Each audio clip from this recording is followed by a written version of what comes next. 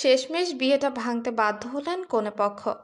অনুষ্ঠান মঞ্চে সকলের সম্মুখে বরের মুখোশ খুলে দিয়ে ঠায় দাঁড়িয়ে আছে তিয়াশা। বিয়ের কনে তখনও বিহ্বল তাকিয়ে। খানিক আগে চেঁচিয়ে উঠছিল তিয়া, রীতিমতো খুন করার জন্য হাঁসফাঁস করছিল সে। পরিস্থিতি খারাপ দেখে চেপে ধরল ওর বন্ধু আওয়ান। ছাড় আমায়, এই হারামির বাচ্চা তো মেরেই ফেলবো আমি আজকে। আমাকে কাল বিয়ে করবে বলে আজ এখানে কে বিয়ে করতে আসছে? ছাড় আমাকে, জানার তোকে তো জুতা পেটা করবো আমি, তারা। রনাকের অবস্থা কাহিল, পরিস্থিতি সামলানোর উপায় খুঁজে পাচ্ছে না। তিয়া যেন আরো রেগে যায়। স্টেজের সামনে থাকা ফ্লাওয়ার ভাসগুলো ভেঙেও শান্তি হয়নি তার। কনের সামনে গিয়ে থেমে যায়, মেয়েটার দিকে আঙ্গুল তুলে বলে, এই মেয়ের জন্য, হ্যাঁ এই মেয়ের জন্য তুই আমার সাথে প্রতারণা করলি। হারামি জানোয়ার, আজ তোকে তোর বিয়ে করার স্বাদ মেটাবো আমি। মেয়েটার গলা চেপে ধরে তিয়া। সবাই চেঁচিয়ে ওঠে। রওনাক ছুটে যায় সেদিকে। এবার কনেকে ছেড়ে রওনাকের উপর হামলা করে। রওনাকের জিভ বেরিয়ে আসার উপক্রম। আওয়ান এতক্ষণ মুখ টিপে হাসলেও এবার তিয়াকে আটকায়। তিয়াকে ছাড়া পেয়ে বারবার শ্বাস নেয় রওনা। সকলেই ছুটে আসে ওর দিকে। কি হচ্ছে বুঝতে পারছে না। একজন লোক চেঁচিয়ে উঠলেন, সম্ভবত কনের বাবা তিনি। কি হচ্ছেটা কি? এই মেয়েটাই বা কে? এভাবে হামলাই বা করছে কেন? আঙ্কেল, আমি আপনাকে পরে বোঝাবো সব। আগে কি বোঝাবি তুই? কি বলবি ওনাদের? কথা বলতে বলতে রওনাকের কাছে চলে এসেছে তিয়া। আওয়ানের ইচ্ছে হচ্ছে মাটিতে গড়াগড়ি খেতে, তবে খুব কষ্টে হাসি থামিয়ে রেখেছে। রওনাকের কলার চেপে ধরে গালি প্রদান করলো তিয়া। হারামির বাচ্চা, মেয়ে মানুষ দেখলে হুঁশ থাকে না তাই না? জিভ দিয়ে পানি পড়ে, শুধু টাকা চাইতো না। দেখ তিয়া, ভাষা খারাপ করবে না বলে রাখলাম। দাঁতে দাঁত চেপে বলল রওনাক। তিয়ার রাগ বাতাসের গতিতে বৃদ্ধি পেল। সর্বশক্তি দিয়ে ধাক্কা দিল রওনাককে। ধাক্কা সামলাতে না পেরে বরের আসনের নিচে পড়ে গেল রওনাক। এতক্ষণ পর বিয়ের কোণে তথা জারিন মুখ খুলল। কি হচ্ছে এটা কি এসব? আমাকে কি পাগল মনে হয় সবার? আর রওনাক, এসব কি? কে এই মেয়েটা? জানি না আমি। রওনাক কথা পূরণ করতে পারেনি। তার পূর্বে অট্টহাসিতে ফেটে পড়ল তিয়া। সকলের দৃষ্টি এখন ওর উপর। কিয়ৎক্ষণ বাদে বলল তিয়া, এই হারামির উদ্দেশ্য হলো টাকা। যে যত টাকা দিবে তার সাথে রিলেশন করবে। মানে? বোঝাচ্ছি আমি। এই যে ভোলা ভালা সুন্দর চেহারাটা দেখছো, এর পেছনে লুকিয়ে আছে একটা নিকৃষ্ট মানুষ। একটু থামলো তিয়া। আওয়ানের দিকে তাকাতেই আওয়ান ইশারায় আশ্বস্ত করলো। তিয়া বলা শুরু করলো, প্রথমে তোমায় হেল্প করবে, তারপর নানা বাহানা পাকিয়ে তোমার থেকে টাকা নিবে, কথার জালিয়ে ফাঁসিয়ে দিয়ে প্রেমের ফাঁদে ফেলবে। আর সর্বশেষ যেখানে সুবিধা পাবে সেখানেই বিয়ে করবে, অথবা বিয়ের অভিনয় করবে। তোমার টাকা শেষ হয়ে গেলে প্রয়োজনে তোমার বিক্রি করে দেবে এই লম্পটটা। রওনান শুকনো ঢোক গেল। তিয়াকে না থামালে সর্বনাশ হয়ে যাবে। তিয়ার দিকে এগোতে গেলে বাধা হলো আওয়ান। ফিস করে বলল, বেশি বার বেরো না খোকা, ঝড়ে পড়ে যাবে। খেলা তো সবে শুরু। কটমট করে উঠল রওনাক। সেসব দেখার সময় সুযোগ নেই কারো। সবার দৃষ্টি তিয়াকে ঘিরে। তিয়া বলছে, আমার সাথে রিলেশন করে অন্য মেয়েকে বিয়ে করতে এসছে। এই যে একটু আগে ও আমায় বলল তোমার বাসায় না মানলে কালকেই বিয়ে করবো আমরা, অথচ এদিকে বর সেজে আছেন উনি। না জানি আর কতজনের সাথে প্রতারণা করে চলেছে এই লোকটা। আঙ্কেল, এই মেয়েটা মিথ্যা কথা বলছে। মিথ্যে বলছি আমি? ওয়েট, দেখাচ্ছি প্রমাণ। ফোন বের করলো তিয়া। রওনাকের ভয়েস রেকর্ডটা শুনিয়ে দিল সবাইকে। রাগে আক্রোশে ফেটে পড়ল জারিন। গলায় থাকা মালাটা দুমড়ে মুচড়ে ফেলে দিল। রওনাক বারবার চেষ্টা করছে ওকে থামাতে, কিন্তু ওকে তোয়াক্কা না করেই চলে গেল জারিন। মাথার চুলগুলো খামচে ধরল রওনাক। ওর সম্মুখে একদলা থুতু ফেলে চলে গেল তিয়া। খিটকিটমিট করে হেসে উঠল আওয়ান। রওনাকের ব্লেজারের কলার ঠিক করে দিয়ে বলল, খেল খতম জামাই রাজা। আওয়ান, তোকে আমি। আহ, আওয়ান নয়, বল আওয়ারাম আওয়ান। বেটা, শুধু সার নেমে কেউ ডাকে? গিভের নেম কি তোর বাপ এসে বলে যাবে? মুখ সামলে কথা বল আওয়ান। বিগ জিরো ম্যান, তোর মতো মানুষের সাথে কথা বলতেই আমার গা ঘিন ঘিন করে। রওনাকের ডায়েরিটা জোরে গলায় লাগিয়ে দিয়ে ছুট লাগায় তিয়ার পানে। তিয়া কাঁদছে। চোখের পানি নাকের পানি এক করে নিয়েছে। মনোযোগ পেতে খ্যাক খ্যাক করে কাশলো আওয়ান। তিয়া গড়গড় করে বলল, দেখ, তুই আমার লেগ পুল করবি না একদম, তাহলে কিন্তু আমি পানিতে ঝাঁপ দিয়ে মরে যাব। হ্যাঁ, আসছে আমার পানিতে ঝাঁপ দিয়ে মরে যাওয়া থেকে। আমি এখন মজা করার মুডে নেই, একা থাকতে দে আমায়। থাক একা, বারণ করেছে কে? আবার প্লিজ। বিরক্তিকর শব্দ করে একটু দূরে অবস্থান করলো আওয়ান। ওপাশ থেকে নানা রকমের কান্নার আওয়াজ কানে এসে লাগছে, যেন মেঘ ডেকেছে আর বৃষ্টিও সাড়া দিয়েছে। তাই তো অঝোর ধারায় কেঁদেই চলেছে তিয়া। পরিবেশের বাতাবরণ মিহি সুন্দর আজ। আকাশে মেঘ জমেছে যেমন, তেমনি জমে আছে রোদ্দুর। ছোট সময়ে বায়ুমণ্ডলের এই বিশেষ রূপটাকে কত ধরনের ছড়াতে সাজাতো তিয়া। হালকা রোদ্দুরের মাঝে যখন বৃষ্টি পড়তো তখন বলতো রোদ হচ্ছে, বৃষ্টি হচ্ছে, খ্যাকশিয়ালের বিয়ে হচ্ছে। কৃত্রিমতার থেকে প্রকৃতিকে বেশি অনুভব করে তিয়া।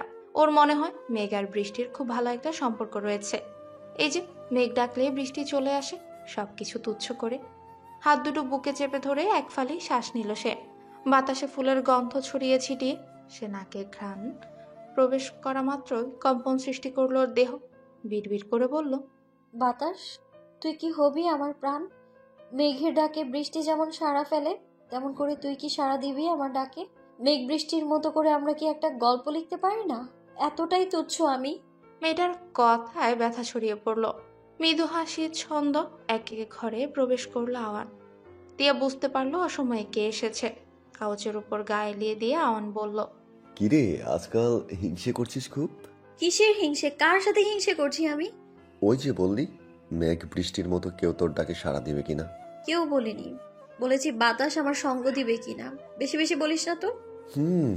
অবশেষে বায়ুমণ্ডলের সাথে প্রেম করার শখ জেগেছে।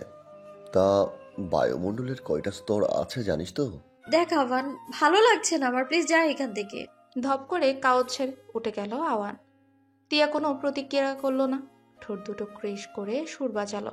তিয়াকে উদ্দেশ্য করে বলে, বয়ে গেছে আমার। এসেছিলাম কারণ আন্টি বলল তুই নাকি ছেঁকা খেয়ে বাঁকা না হয়ে খাবারের উপর অভিমান করেছিস, তাই ডাকতে এসেছিলাম। হয়েছে, এবার যা তুই। আগে খাবার শেষ করবি, তারপর যাব আমি। আভান প্লিজ যা, একটু একা থাকবো আমি। তোর সাথে কেই বা থাকতে চেয়েছে? দেখ, যা আসছি আমি। স্মিত হাসি ফোটালো আওয়ান। আঙ্গুল উঁচিয়ে বলল, পাক্কা? না, 4 ছক্কা। শব্দ করে হেসে উঠল দুজনেই। তিয়া তোয়ালে দিয়ে ওয়াশরুমের দিকে এগোলো। ওর জীবনে আওয়ানের অবস্থান কিছুটা মেঘনা চাইতেও জলের মতো। হুঠাৎ মন ভালো করে দিবে, তবে অনাকাঙ্ক্ষিত ধাক্কাটা এখনো সামলাতে পারেনি। হাজার হোক, রনকের প্রতি একটা অনুভূতি তো ছিলই, তাই না? জীবনে বিরহ বেড়ে গেলে মানুষ রবি ঠাকুরের গান শুনে, আর তিয়া তার বিপরীত নিয়মে গিয়ে জাস্টিন বিবারের গান শুনে চলেছে। সাউন্ড এত বেশি যে ঘরে ঢুকেই কান চেপে ধরলো আওয়ার। জীবনের সব থেকে বড় ভুল মেয়ে বন্ধু। এই মেয়েরা জীবন দশায় প্রচন্ড আবেগী হয়, আর এদের আবেগ সামলানোর মতো বিশাল দায়িত্বখানা উড়ে এসে জুড়ে পড়ে ছেলে বন্ধুর ঘাড়ে। সাউন্ড বক্স অফ হতেই বিছানা থেকে মুখ তুলে তাকালো, কিন্তু আওয়ানকে দেখেও কোনো রকম প্রতিক্রিয়া না দিয়ে ঠায় শুয়ে রইল আগের মতো। কোমরে হাত গুজে আওয়ান বলল, ভার্সিটি যাস না কেন? মন চায় না। সামনে যে টেস্ট পরীক্ষা আর তারপর ফাইনাল, সেই ধ্যান আছে? আছে। যা, এখন বিরক্ত করিস না তো। দেখ তিয়া, এই ঝড় বৃষ্টির মাঝে এসেছি শুধু তোর মুড ঠিক করতে। আমার কথাটা শোন। তুই আমার মুড আরো নষ্ট করে দিয়েছিস। আশ্চর্য, মানুষ কি আর প্রেমে ছেঁকা খায় না? কজন এমন বিরহ পালন করে বলতো? তুই কি যাবি না আমার সামনে থেকে? না, যাব না। দুজনেই নাছরবান্দা, কেউ কাউকে এক চুলো ছাড় দিতে রাজি না। আকাশে মেঘ ডেকে চলেছে, এক্ষুনি বৃষ্টি এসে আলিঙ্গন করবে ধরায়। সামনেই ফাইনাল পরীক্ষা। পড়াশোনায় ঢিল দিলে যা তা হতে পারে। কেউ চায় না তার জীবন থেকে একটা বছর বৃথা যাক। তাহমিদের সাথে সাথে কথা বলছে আওয়াজ। সে আলোচনা শোনার জন্য কান পেতে আছে তিয়া, তবে এতে তেমন সুবিধা করা গেল না। কথা শেষ করে ড্রয়িং রুমে এলো। তিয়া রিমোট দিয়ে চ্যানেল পাল্টে খাবার খেতে লাগলো। টিভিতে কার্টুন চলছে এখন, অথচ কার্টুন পছন্দ নয় মোটেও। সবটা বুঝতে পেরে অন্তরালের অযাচিত দীর্ঘশ্বাস লুকালো। তাকুলে নিয়ে বাসা থেকে বের হয়ে এলো। দরজার কাছে এসে থামলো তিয়া। আওয়ান গেটের কাছে দাঁড়িয়ে আছে। ছাতা থাকা সত্ত্বেও শরীরের এক অংশ ভিজে একাকার। মুখ চোখ কুচকে রইল কিছুক্ষণ। আওয়ান আবারও ফিরে এলো। তিয়া কোনো প্রশ্ন করবে তার আগে কিছুটা পানি ছিটিয়ে দিল ওর গায়ে। এটা কি হলো? বৃষ্টির সাথে বন্ধুত্ব। যত সব। কাল ভার্সিটিতে 2টো বাজে পার্টি আছে, তুই না আসলে আমি কিন্তু ফিরবো না আর। যাব না আমি। তিয়া, আই এম সিরিয়াস। আমিও। মেন গেটের কাছ থেকে তুমুল গতিতে হর্নের শব্দ করেই যাচ্ছে জিমা। এই ঝড় বৃষ্টির মাঝে পরম নিরুপদ্রবে ঘুমিয়েছিল নিজ বাসাতে, তবে বন্ধুর প্রয়োজনে ছুটে আসতে হলো তাকে। ছাতাটা গুটিয়ে নিয়ে গেটের কাছে এলো আওয়ান। জিমামের অন্তরালে বিরক্তি, তবে চোখে মুখে তার প্রকাশ নেই। বাইকের পেছনে বসতেই সুসুর গতিতে চলল বাইক। দুই বন্ধুই বৃষ্টিতে ভিজে চিপচিপে কাক ভেজা হয়ে ফিরেছে আওয়ান। ছোট বোন আরুষি একের পর এক প্রশ্ন তুলেই যাচ্ছে, যার উত্তর দেওয়ার প্রয়োজন বোধ করছে না ছেলেটা। তোয়ালে দিয়ে মাথা মুছে ভেতরে চলে এলো। এক হাতে শার্ট প্যান্ট রেখে আরুষি আবারও প্রশ্ন করলো, সত্যি করে বল ভাইয়া, এই ঝড় বৃষ্টির মাঝে কোন রাজকাজ সম্পন্ন করে এলি? কেন, তুই জেনে কি করবি? বৃষ্টির পানিটা তোর মোটেও ভালো লাগে না, অথচ সেই বৃষ্টির মাঝে বের হয়ে গেলে হঠাৎ। তো এটা নিয়ে এত মাতামাতির কি আছে? সেদিন যে আমি বললাম পাশের দোকান থেকে একটা ফেস প্যাক এনে দে, তখন তো বৃষ্টির দোহাই দিলে। দিয়েছিলাম। তাহলে আজ কি করে গেলি? তুই বুঝবি না গাধা। এখন ধর তো ফোন আর ওয়ালেট, পুরো ভিজে গেছে ফোন। কে জানে অক্ষত আছে কিনা। আরুষির কপালে হালকা করে চাপড় মেরে ওয়াশরুমে ছুট লাগালো সে। এই ভরা সন্ধেতে কাক ভেজা শরীর ঘরে এসেছে, সেটা যদি কোনোভাবে মায়ের নজরে পড়ে তাহলেই লঙ্কা কাণ্ড ঘটে যাবে, যা কাম্য নয়। তামজিৎ খন্দকারের একমাত্র সন্তান তিয়া, জীবনে না পাওয়া বলতে কোনো অপশন নেই। প্রয়োজনের আগেই সবকিছু দেখেছে, সেই হিসেবে এক লম্পট ছেলের জন্য শোক পালন করা বোকামো ব্যতীত আর কিছু নয়।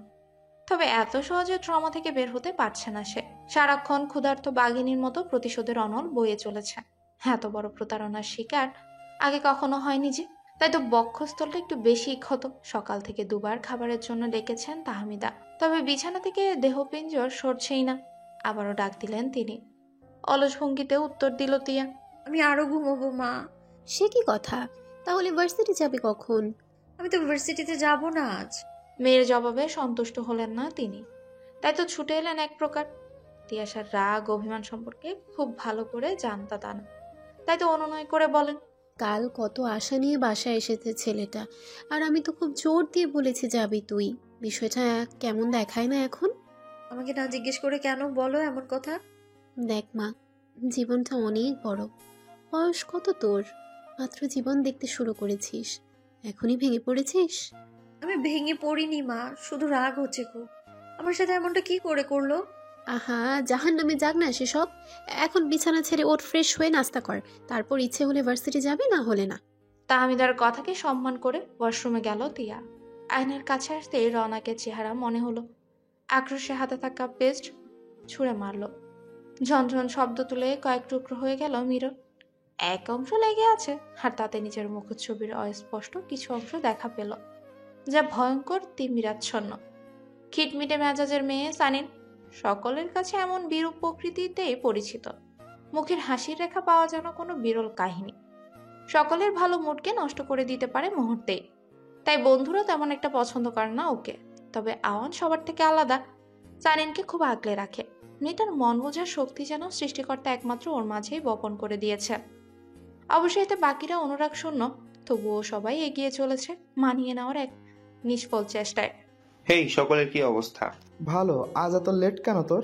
আসলে আমার কাজিন এসেছে, ওর সাথে আড্ডা দিতে গিয়ে লেট হলো। কিন্তু আমান কোথায়? আসেনি আজ? এসেছে তো। আসছে যখন, তো কোথায় মহারাজ? সেটা তো ঠিক জানি না। চারপাশে একবার চোখ বুলিয়ে বসলো সানিন। মডার্ন ফ্যাশনে চলাফেরা করে সে সবসময়, সেই কারণে পাছা লোকে নানান কথাই শোনায়, তবে সামনে কারো টু শব্দটি নেই। হেই আওয়ান। শানিন, ওয়াও, তুই আজ এলি যে? সূর্য ঠিকঠাক উদয় হয়েছে তো? বেশি বেশি হচ্ছে। এমনিতেই আসতাম কাল থেকে, তবে শুনলাম কি যেন পার্টি হচ্ছে আজ। ভালোই করেছিস। আসলে আমি তো বেমালুম ভুলে গিয়েছিলাম তোর কথা। কথাটা বলেই হাসতে শুরু করেছে আওয়ান। এই হাসিটা বিশেষ পছন্দ হলো না সানিনের, তবে সে এগুলোকে গায়ে মাখলো না এই সময়, বরং ব্যাগ থেকে একটা বক্স বের করে বলল, এটা তোর? কিন্তু শানিন, এখন না, প্লিজ। সকলের মাঝে উপহার গ্রহণ করতে পছন্দ করে না আওয়ান, তবুও জোরপূর্বক হাসার চেষ্টা করে বক্সটা নিল। হয়তোবা কোনো বড় ব্র্যান্ডের ঘড়ি আছে এতে, যা পরে থাকবে কাভার্ডের কোনো এক এলোমেলো কারণে। গাড়ি দিয়ে চলাফেরা করে তিয়া, তবে সেটা সব সময় না। মূলত বিলাসিতা সহ সকল কার্যক্রম ওর মনের উপর নির্ভর করে। পরিবারের একমাত্র মেয়ে হওয়ায় কারো সাধ্য নেই কিছু বলার। তবে আজ গাড়ি ছাড়াই বের হলো। দারোয়ান অবশ্য বললেন গাড়ির কথা, তিয়া নাকচ করে বললেও রিক্সা ডেকে দিতে। কথা মতো রিক্সা ডেকে দিলেন দারোয়ান। বাতাবরণ কম্বশ নয়, আবারও শীতলও নয়, কেমন যেন গুমট বসন্ত বসন্ত ভাব। তবে মূলত এখন চলছে বর্ষাকাল। খটখট আওয়াজ করে এগিয়ে যাচ্ছে রিক্সা। কি সুন্দর জাদু রয়েছে যন্ত্রটিতে। ড্রাইভার মামার পায়ের ছোঁয়াতে চলছে মাইলের পর মাইল। পৃথিবীর সকল সৃষ্টিকর্ম বড় আশ্চর্যজনক। এসব ভাবতে ভাবতে ভার্সিটির কাছে চলে এসেছে তিয়াশা। রিক্সা থেকে নেমে ভাড়া মিটিয়ে দিল।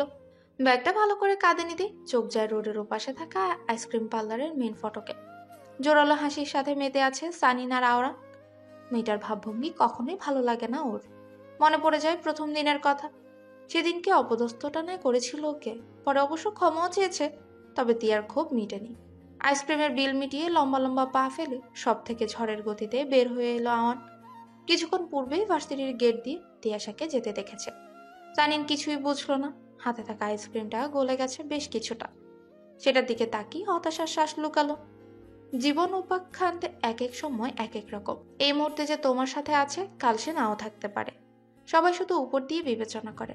কার সময় আছে অন্য কারো অন্তর্কণের খোঁজ রাখা। Sorry everyone. রাখ তুই তোর সরি। এই ইহজগতের সব থেকে লেট ব্যক্তিটা হলি তুই। তাই এক্সাম হলে কার লেখা সবার আগে কমপ্লিট হয় বলতো? তার ভার্সিটি শেষ হলে কে সবার আগে বের হয়? সেটা তো তোর এক্সট্রা অ্যাক্টিভিটি। তবে ভার্সিটিতে সবাই লেট তো তুই ঢুকিস, তাই না? তো হলো তো, ক্রস ক্রস। সুমিতার শব্দ ভাণ্ডার এবার খালি। বরাবরই যুক্তি দিয়ে ক্রস ক্রস করে মুক্ত হয়ে যায় তিয়া। এই মেয়ের সাথে কথায় পারা মুশকিল। মাত্রই তো চিপসের প্যাকেটটা খুলেছে জিমাম। চারপাশ থেকে 4টা হাত সবগুলো চিপস নিয়ে নিল। ঘটনাটা এতটাই দ্রুত ঘটল যে প্রতিবাদের সুযোগই পেল না। বিহ্বল হয়ে যাওয়া মুখের পানে তাকিয়ে হেসে উঠল 4 জন। কয়েক সেকেন্ড পর সেই হাসির সাথে যোগদান করলো জিমাম নিজেও। বন্ধু মানেই খাবারে ভাগ বসানো, আর বন্ধু মানেই এক আত্মা 2টি প্রাণ। এদের ক্ষেত্রে এক আত্মা 6টি প্রাণ।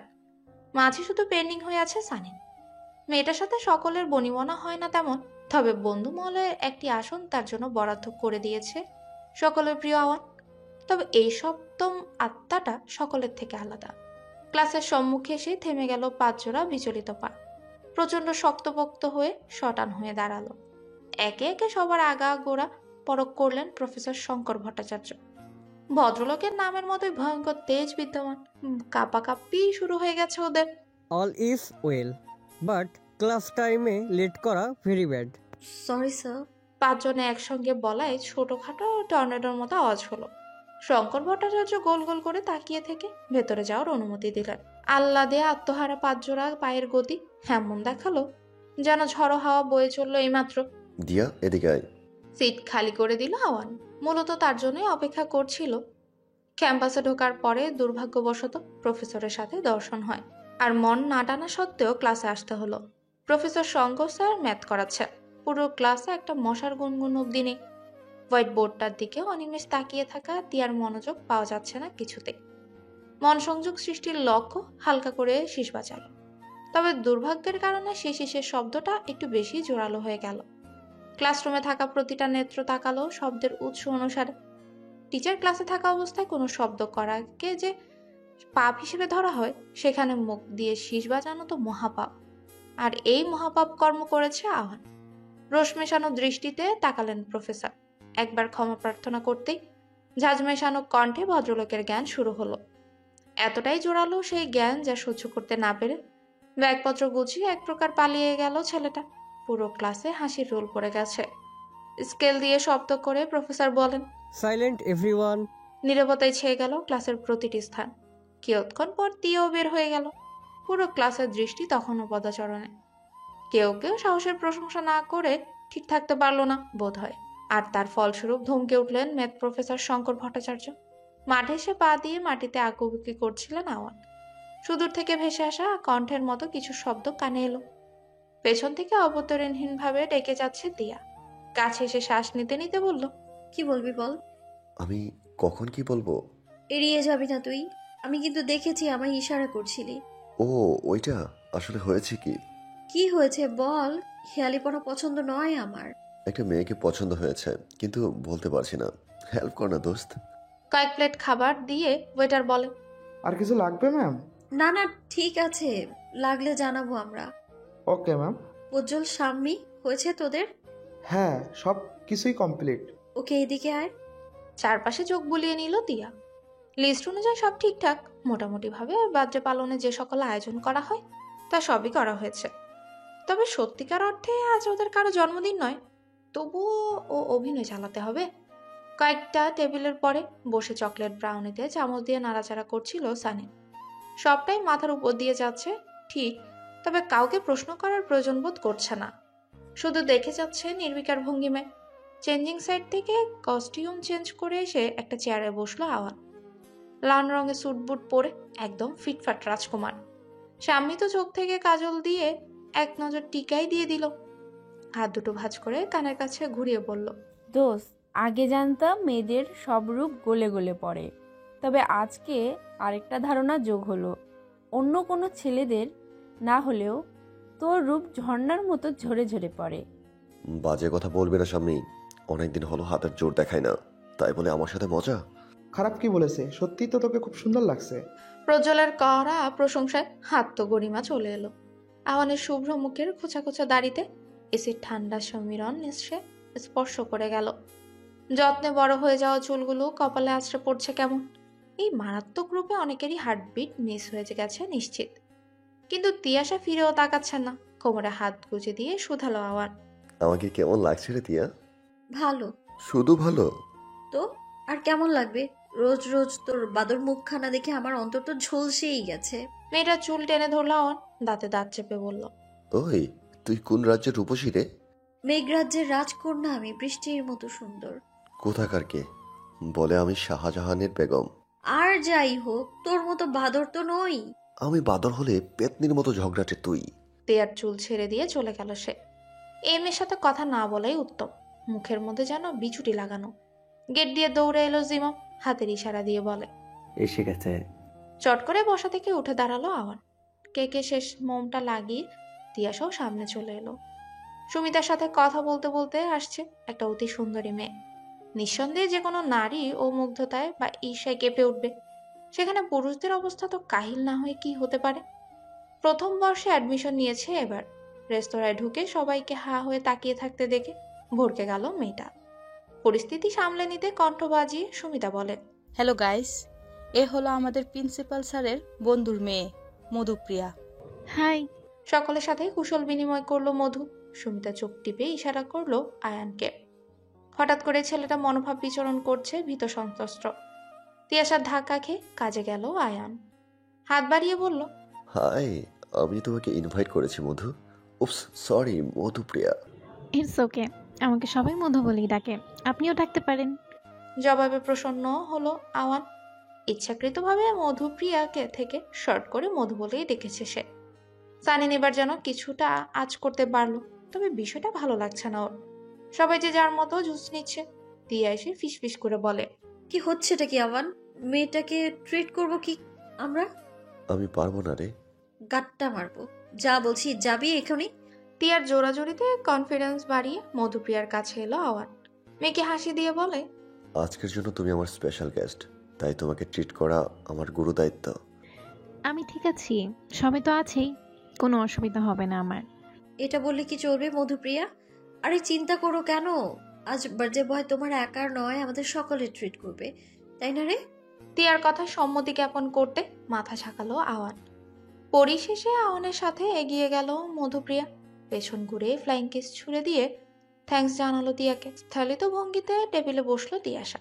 প্রচন্ড মাথা ব্যথা করছে। শুধুমাত্র এই বাদর ছেলের মুখের বানে যে মিথ্যে জন্মদিনে হেল্প করে চলেছে। রূপের সাথে গুণেরও অধিকারিণী মধু। মেয়েটা সম্পর্কে যতই শুনছে ঠিক ততই বিমুগ্ধ হয়ে যাচ্ছে আওয়ান। ড্রয়িং ক্লাস না করেও কেউ এত সুন্দর ছবি আঁকতে পারে? দুদিন আগেই সেলফোন নাম্বার আদান প্রদান হয়ে গেছে ওদের। মধুপ্রিয়া এত সহজে বন্ধুত্ব করে নিবে তা যেন ছিল আকাশ কুসুম কল্পনা। ফোনের ফ্রন্ট সাইডে নিজের ছবি ছিল, সেটাকে বদলে করে নিয়েছে সেদিনের সাক্ষাৎ শেষে। আওয়ানের সিক্স সেন্স বলছে মধু তার প্রেমে হাবুডুবু খাচ্ছে নিশ্চিত। ভার্সিটিতে যেতে হবে, তাই চটজলদি ফোন রেখে ওয়াশরুমের দিকে ছুট লাগালো। শাওয়ার শেষ করে মিনিট পাঁচেকের মাঝে পুরোপুরি তৈরি হয়ে গেল। দৃষ্টিনন্দন সৌন্দর্যের অবস্থান না হলেও আওয়ানের চালচলন সকলের নজর কেড়ে নেয়। ক্ষণিকের পরিচয়। দাঁড়াও আওয়ান। মায়ের ক্ষীণ কণ্ঠ। আওয়ানের পা থমকে গেছে তখনই। সচরাচর মায়ের এমন কণ্ঠ শোনা যায় না, তাই বেশ অনেকটাই ভয় হলো। লাইব্রেরির রুম থেকে খটখট শব্দ হচ্ছে। দিনের এই অংশে ভদ্রমহিলা লাইব্রেরিতে বসে সাহিত্য পাঠে ব্যস্ত থাকেন। সন্তানদের প্রতি বেশ দৃঢ়। পান থেকে চুন খসলেও তুলকালাম করে দেন। কর্মজীবনে একসময় ছিলেন ম্যাজিস্ট্রেট। বেশ কয়েক বছর পূর্বে এ পেশা থেকে সরে আসেন। সেটা যেন বড় এক রহস্য। সন্তানদের প্রতি দৃঢ়তা সর্বদাই একনিষ্ঠ। আমি আসবো। আসো। কোথায় যাচ্ছ তুমি? ভার্সিটিতে। পলিটিক্যাল ইস্যুর কারণে ভার্সিটি তো আজ অফ। ফাইনাল ডিপার্টমেন্ট তো অফ নয় আম্মি, চাইলে খোঁজ নিয়ে দেখতে পারো। ছেলের কথায় জোর দেখা যাচ্ছে। বইয়ের পাতা উল্টাতে উল্টাতে তাকালেন তিনি। নিজেকে ঠিক রাখতে খুব কষ্ট হচ্ছে আওয়ানের। সামনে দাঁড়িয়ে থাকা নারীটি শুধু তার গর্ভধারিণী মা নয়, বরং একজন একনিষ্ঠ মানুষও বটে। তার সামনে এভাবে মিথ্যে বলা চারটেখানি কথা নয়। টেবিলের উপর ধপ করে বইটা রাখলেন সুষমা। বদ্ধ কক্ষে সে শব্দ অদ্ভুত তোরে শোনালো, যেন বহুদিন পর কোনো শব্দহীন কক্ষের দ্বার উন্মুক্ত করেছে অজানা কেউ। সরি আম্মি, আমি খুব খুব সরি। আমার মিথ্যে বলা উচিত হয়নি। আমি এবার সত্যি মর্মাহত আম্মি। আমি আসলে বন্ধুদের সাথে আড্ডা দিতে যাচ্ছিলাম, যদি তুমি বারণ করো তাই এই মিথ্যাটা। বাক্য পূর্ণ করার জন্য যেসব শব্দের প্রয়োজন আপাতত সেটা মাথায় আসছে না। শুকনো ঢোক গিলল, না জানি কি আছে এই কপালে। কয়েক সেকেন্ড পর বাতাবরণ হালকা হলো। সুষমা মোলায়েম কণ্ঠে বলল, তিয়াশা আমাকে ফোনে বলেছে তুমি যেতে পারো। নিজের কানকে যেন বিশ্বাস করতে পারল না আওয়ান। তাই হা হয়ে যাওয়া মুখটা বন্ধ না করে তাকিয়ে রইল সুষমার পানে। তিনি আবার একই কথা বললেন। খুশিতে লাফিয়ে উঠল, তবে তার স্থায়িত্বকাল খুবই কম। কোনো মতে রুম থেকে বের হলো। দেয়ালে ঝুলিয়ে রাখা নিজের সব থেকে প্রিয় ব্যাটনি চুমু এঁকে দিল। ব্যাডমিন্টন টুর্নামেন্ট নিয়ে কথা বলছে জিমাম। অন্য পাশে আড্ডা দিচ্ছে বন্ধু মহলের বাকি সদস্যরা। ফিল্ডের কাছে এসে মুখের ভঙ্গিমা বদলে ফেলল সে। রনাকার তার দল বলে এসেছে, হাতে রয়েছে ব্যাডমিন্টন ব্যাগ। এই যে খোকা, এখন আমরা খেলবো এখানে। আমরা আগেই জায়গা দখল করে রেখেছি, তাই আমরা খেলবো আজ। বললে জায়গা কি তোর বাপের? মুখ সামলে কথা বল রৌনক, না হলে কি? থেমে গেলি কেন? বল কি বলছিলি। দেখ, তোর সাথে ঝগড়া করার কোনো মুড নেই আমার, তাই এখনই চোখের আড়ালে যা। দাঁত কিরমির করতে করতে পাশ কাটলো রওনাক। এই নাদুস নুদুস ছেলেটার এত সাহসের একমাত্র উৎস তিয়াশার করা সেদিনের অপমান। ডান গালে হাত রেখে নেত্রপল্লব বন্ধ করলো। সমস্ত ঘটনা একে একে রিপিট হতে লাগলো চোখে। তীব্র আক্রোশে হাতে থাকা রকেট ব্যাটটা চেপে ধরলো। সঙ্গে সঙ্গে বেঁকে গেল ইউনেক্স এর ব্যাটটা। টুর্নামেন্ট শুরু হবে মাত্র কয়েক মিনিট। জ্যামে আটকে গেছে আয়ান। শহরে রাজনৈতিক দলের নেতা বের হওয়া মানে গরিবের পেটের ভাত কেড়ে নেওয়া। দেশ ও জাতির কল্যাণে সৃজন ঘটেছে নানা দলে, তবে কল্যাণের থেকে অকল্যাণের সংখ্যা অধিক। ঘামে ভেজা টি শার্টটি গায়ের সাথে লেপটে গিয়ে বডির মাসল স্পষ্ট আছে। অতি যত্নে গড়ে তোলা মিহি চুলগুলো দল খাচ্ছে শীতল সমীরণে। ছুটে এসে সামান্য নাক কুচকে বলল আওয়ান, ধুর, এত জ্যাম বোধহয় পুরো জীবন দশাতে দেখিনি আমি। তুই তো গেমে নিয়ে একাকার, এখন খেলতে পারবি তো?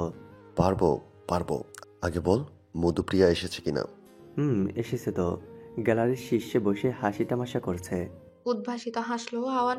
জিমামের বাহু চেপে শুধালো, টিয়া কোথায় রে?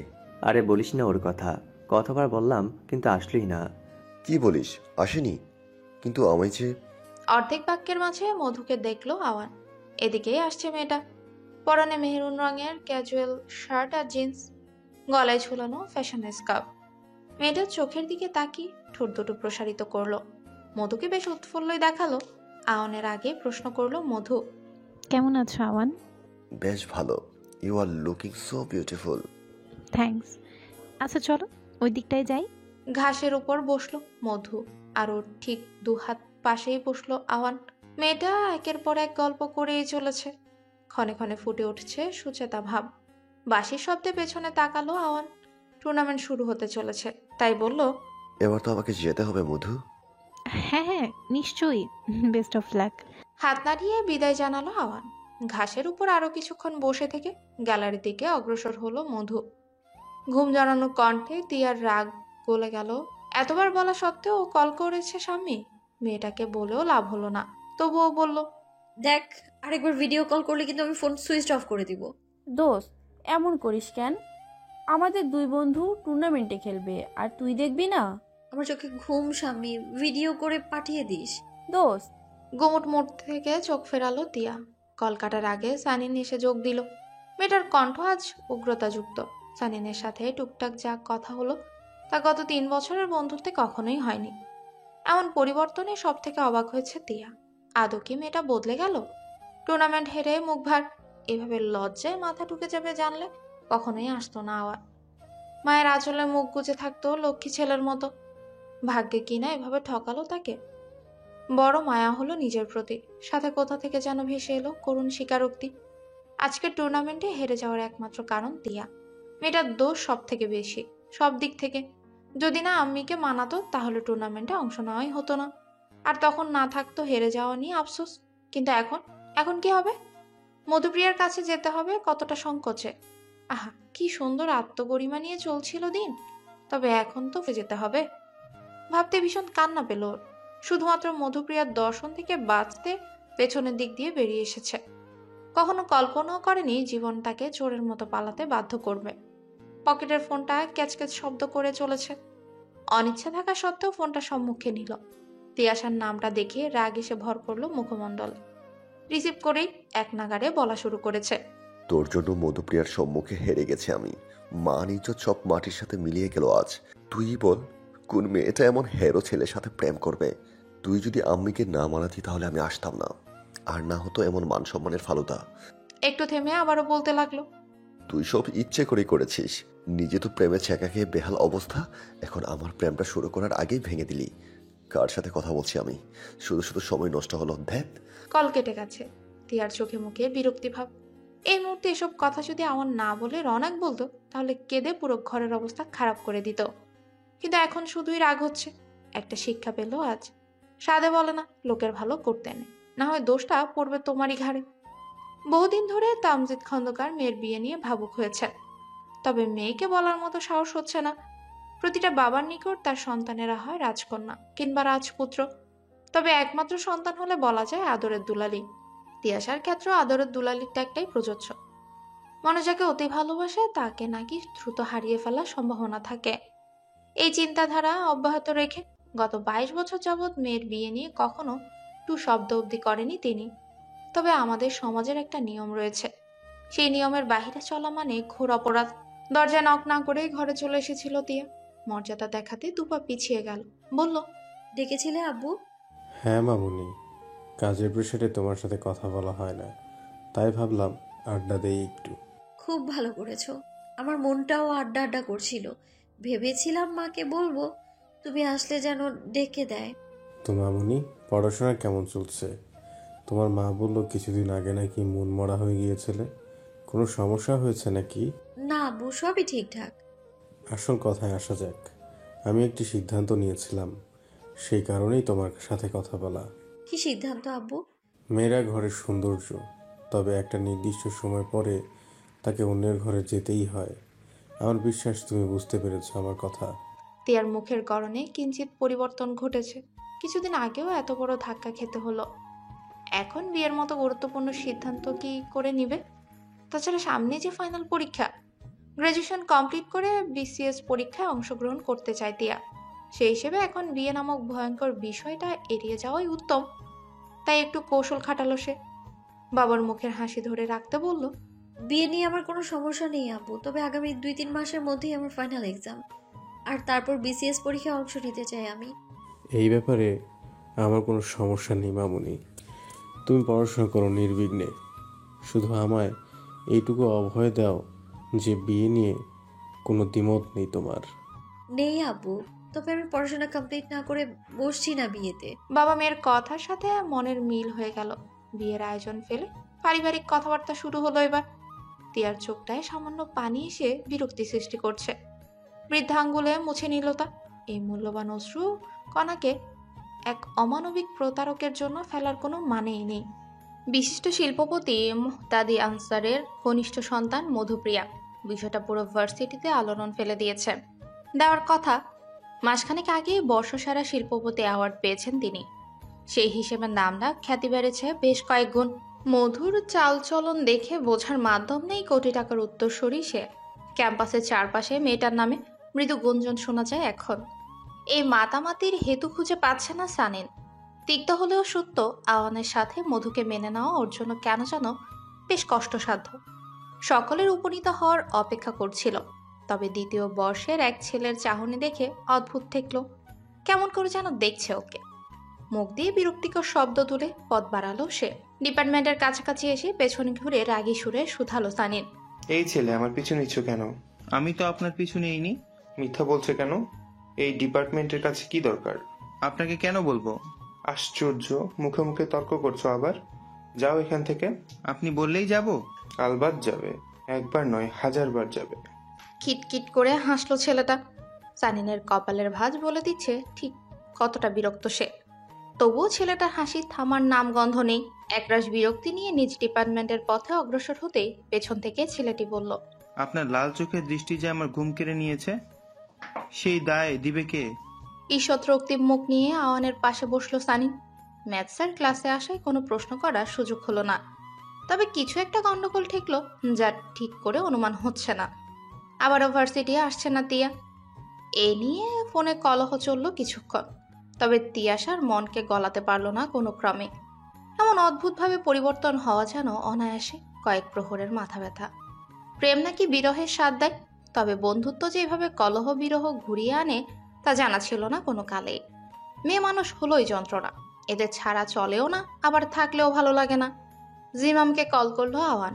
এত আর্জেন্ট কল শুনে ছুটে এলো সে। হাত পা কাঁপা শুরু করেছে। 8 তলা থেকে সিঁড়ি বেয়ে নেমেছে। লিফটে ওঠার সময় কোথায়?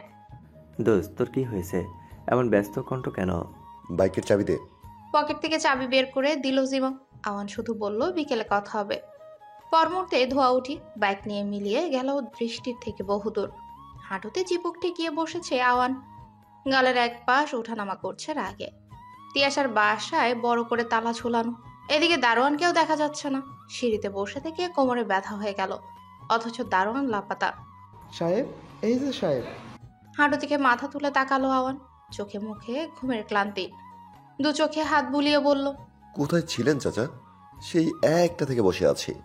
আমি তো ভাত খাইতে গেছিলাম, তবে আপনি জানেন না টিয়া মামুনিরা বাসায় নেই। কি বলেন? সকালেই তো কথা হয়েছে, আমাকে তো কিছু বলেনি। কি জানি, হয়তো মনে নাই। আনমনা হয়ে চলে এলো আওয়ান। তিয়া যে ইচ্ছাকৃত এমনটা করেছে তা বলার বাকি থাকে না। ভেতরে ভেতরে জ্বলন হচ্ছে খুব। শুধু শুধু এই মেয়ের জন্য চিন্তা করছিল, অথচ সব ঠিকঠাক। ইদানিং মধুপ্রিয়ার সাথে সময় কাটানো হয় না। সকাল বিকেল মিলিয়ে 2-1টা মেসেজের লাইন। বিষয়টা হয়তো সম্পর্কটায় খাদ নামাতে পারে, সে আশঙ্কায় কেঁপে উঠল আওয়ান। মনে মনে ঠিক করলো গিফট নিয়ে যাবে মধুর জন্য। এতে হয়তো মেয়েটার সাথে সম্পর্ক গাঢ় হবে। চশমার ফাঁক দিয়ে নিজের ভাইকে দেখেই চলেছে আরশি। লোকে বলে সধ্যে পা দেওয়া কিশোরী মন আর নবযৌবনের আগের সময়টা মানুষ একটু বেশি উপলব্ধি ক্ষমতা পায়, যা মাঝে এসে হারিয়ে যায়। নবযৌবনের পা দেওয়া আরশির অবচেতন মন একটু বেশি উপলব্ধি করতে পারল। ভাইয়ের যে মনের রোগ হয়েছে তা যে কেউ বলে দিতে পারবে। আরশি, একটা কাজ করে দিবি বোন? ফট করে এমন প্রশ্ন করায় আটকে উঠল আরশি।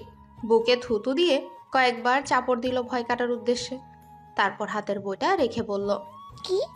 তুই তো বাংলায় খুব ভালো, একটু গুছিয়ে উইশ লেটার লিখে দিবি। নর্মাল উইশ হয় না, ওই বন্ধুদের জন্য। একটু আবেগ, নরম মোলায়েম, প্রাণঞ্জল ভাবে অনুভূতি প্রকাশ। রাস্তায় জারিনের সাথে দেখা হওয়ার পর রওনাকের মন ভালো নেই। মেয়েটার সাথে জীবনের সব থেকে গুরুত্বপূর্ণ বন্ধন সৃষ্টি করতে যাচ্ছিল। যদি এর পেছনে লুকিয়েছিল অসৎ উদ্দেশ্য, তবে আজ মন অন্য কথা বলছে, যা কিছুতেই সরাতে পারছে না। হয়তো এত কাছ থেকে কাউকে অনুভব করা হয়নি, সে কারণ। মাঠ বরাবর রাস্তায় মাথায় ফুটবলের আঘাত এলো। মৃদু শব্দ করে উঠল সে। কপালে হাত বুলিয়ে সামনে তাকাতে লাল হয়ে গেল নেত্র।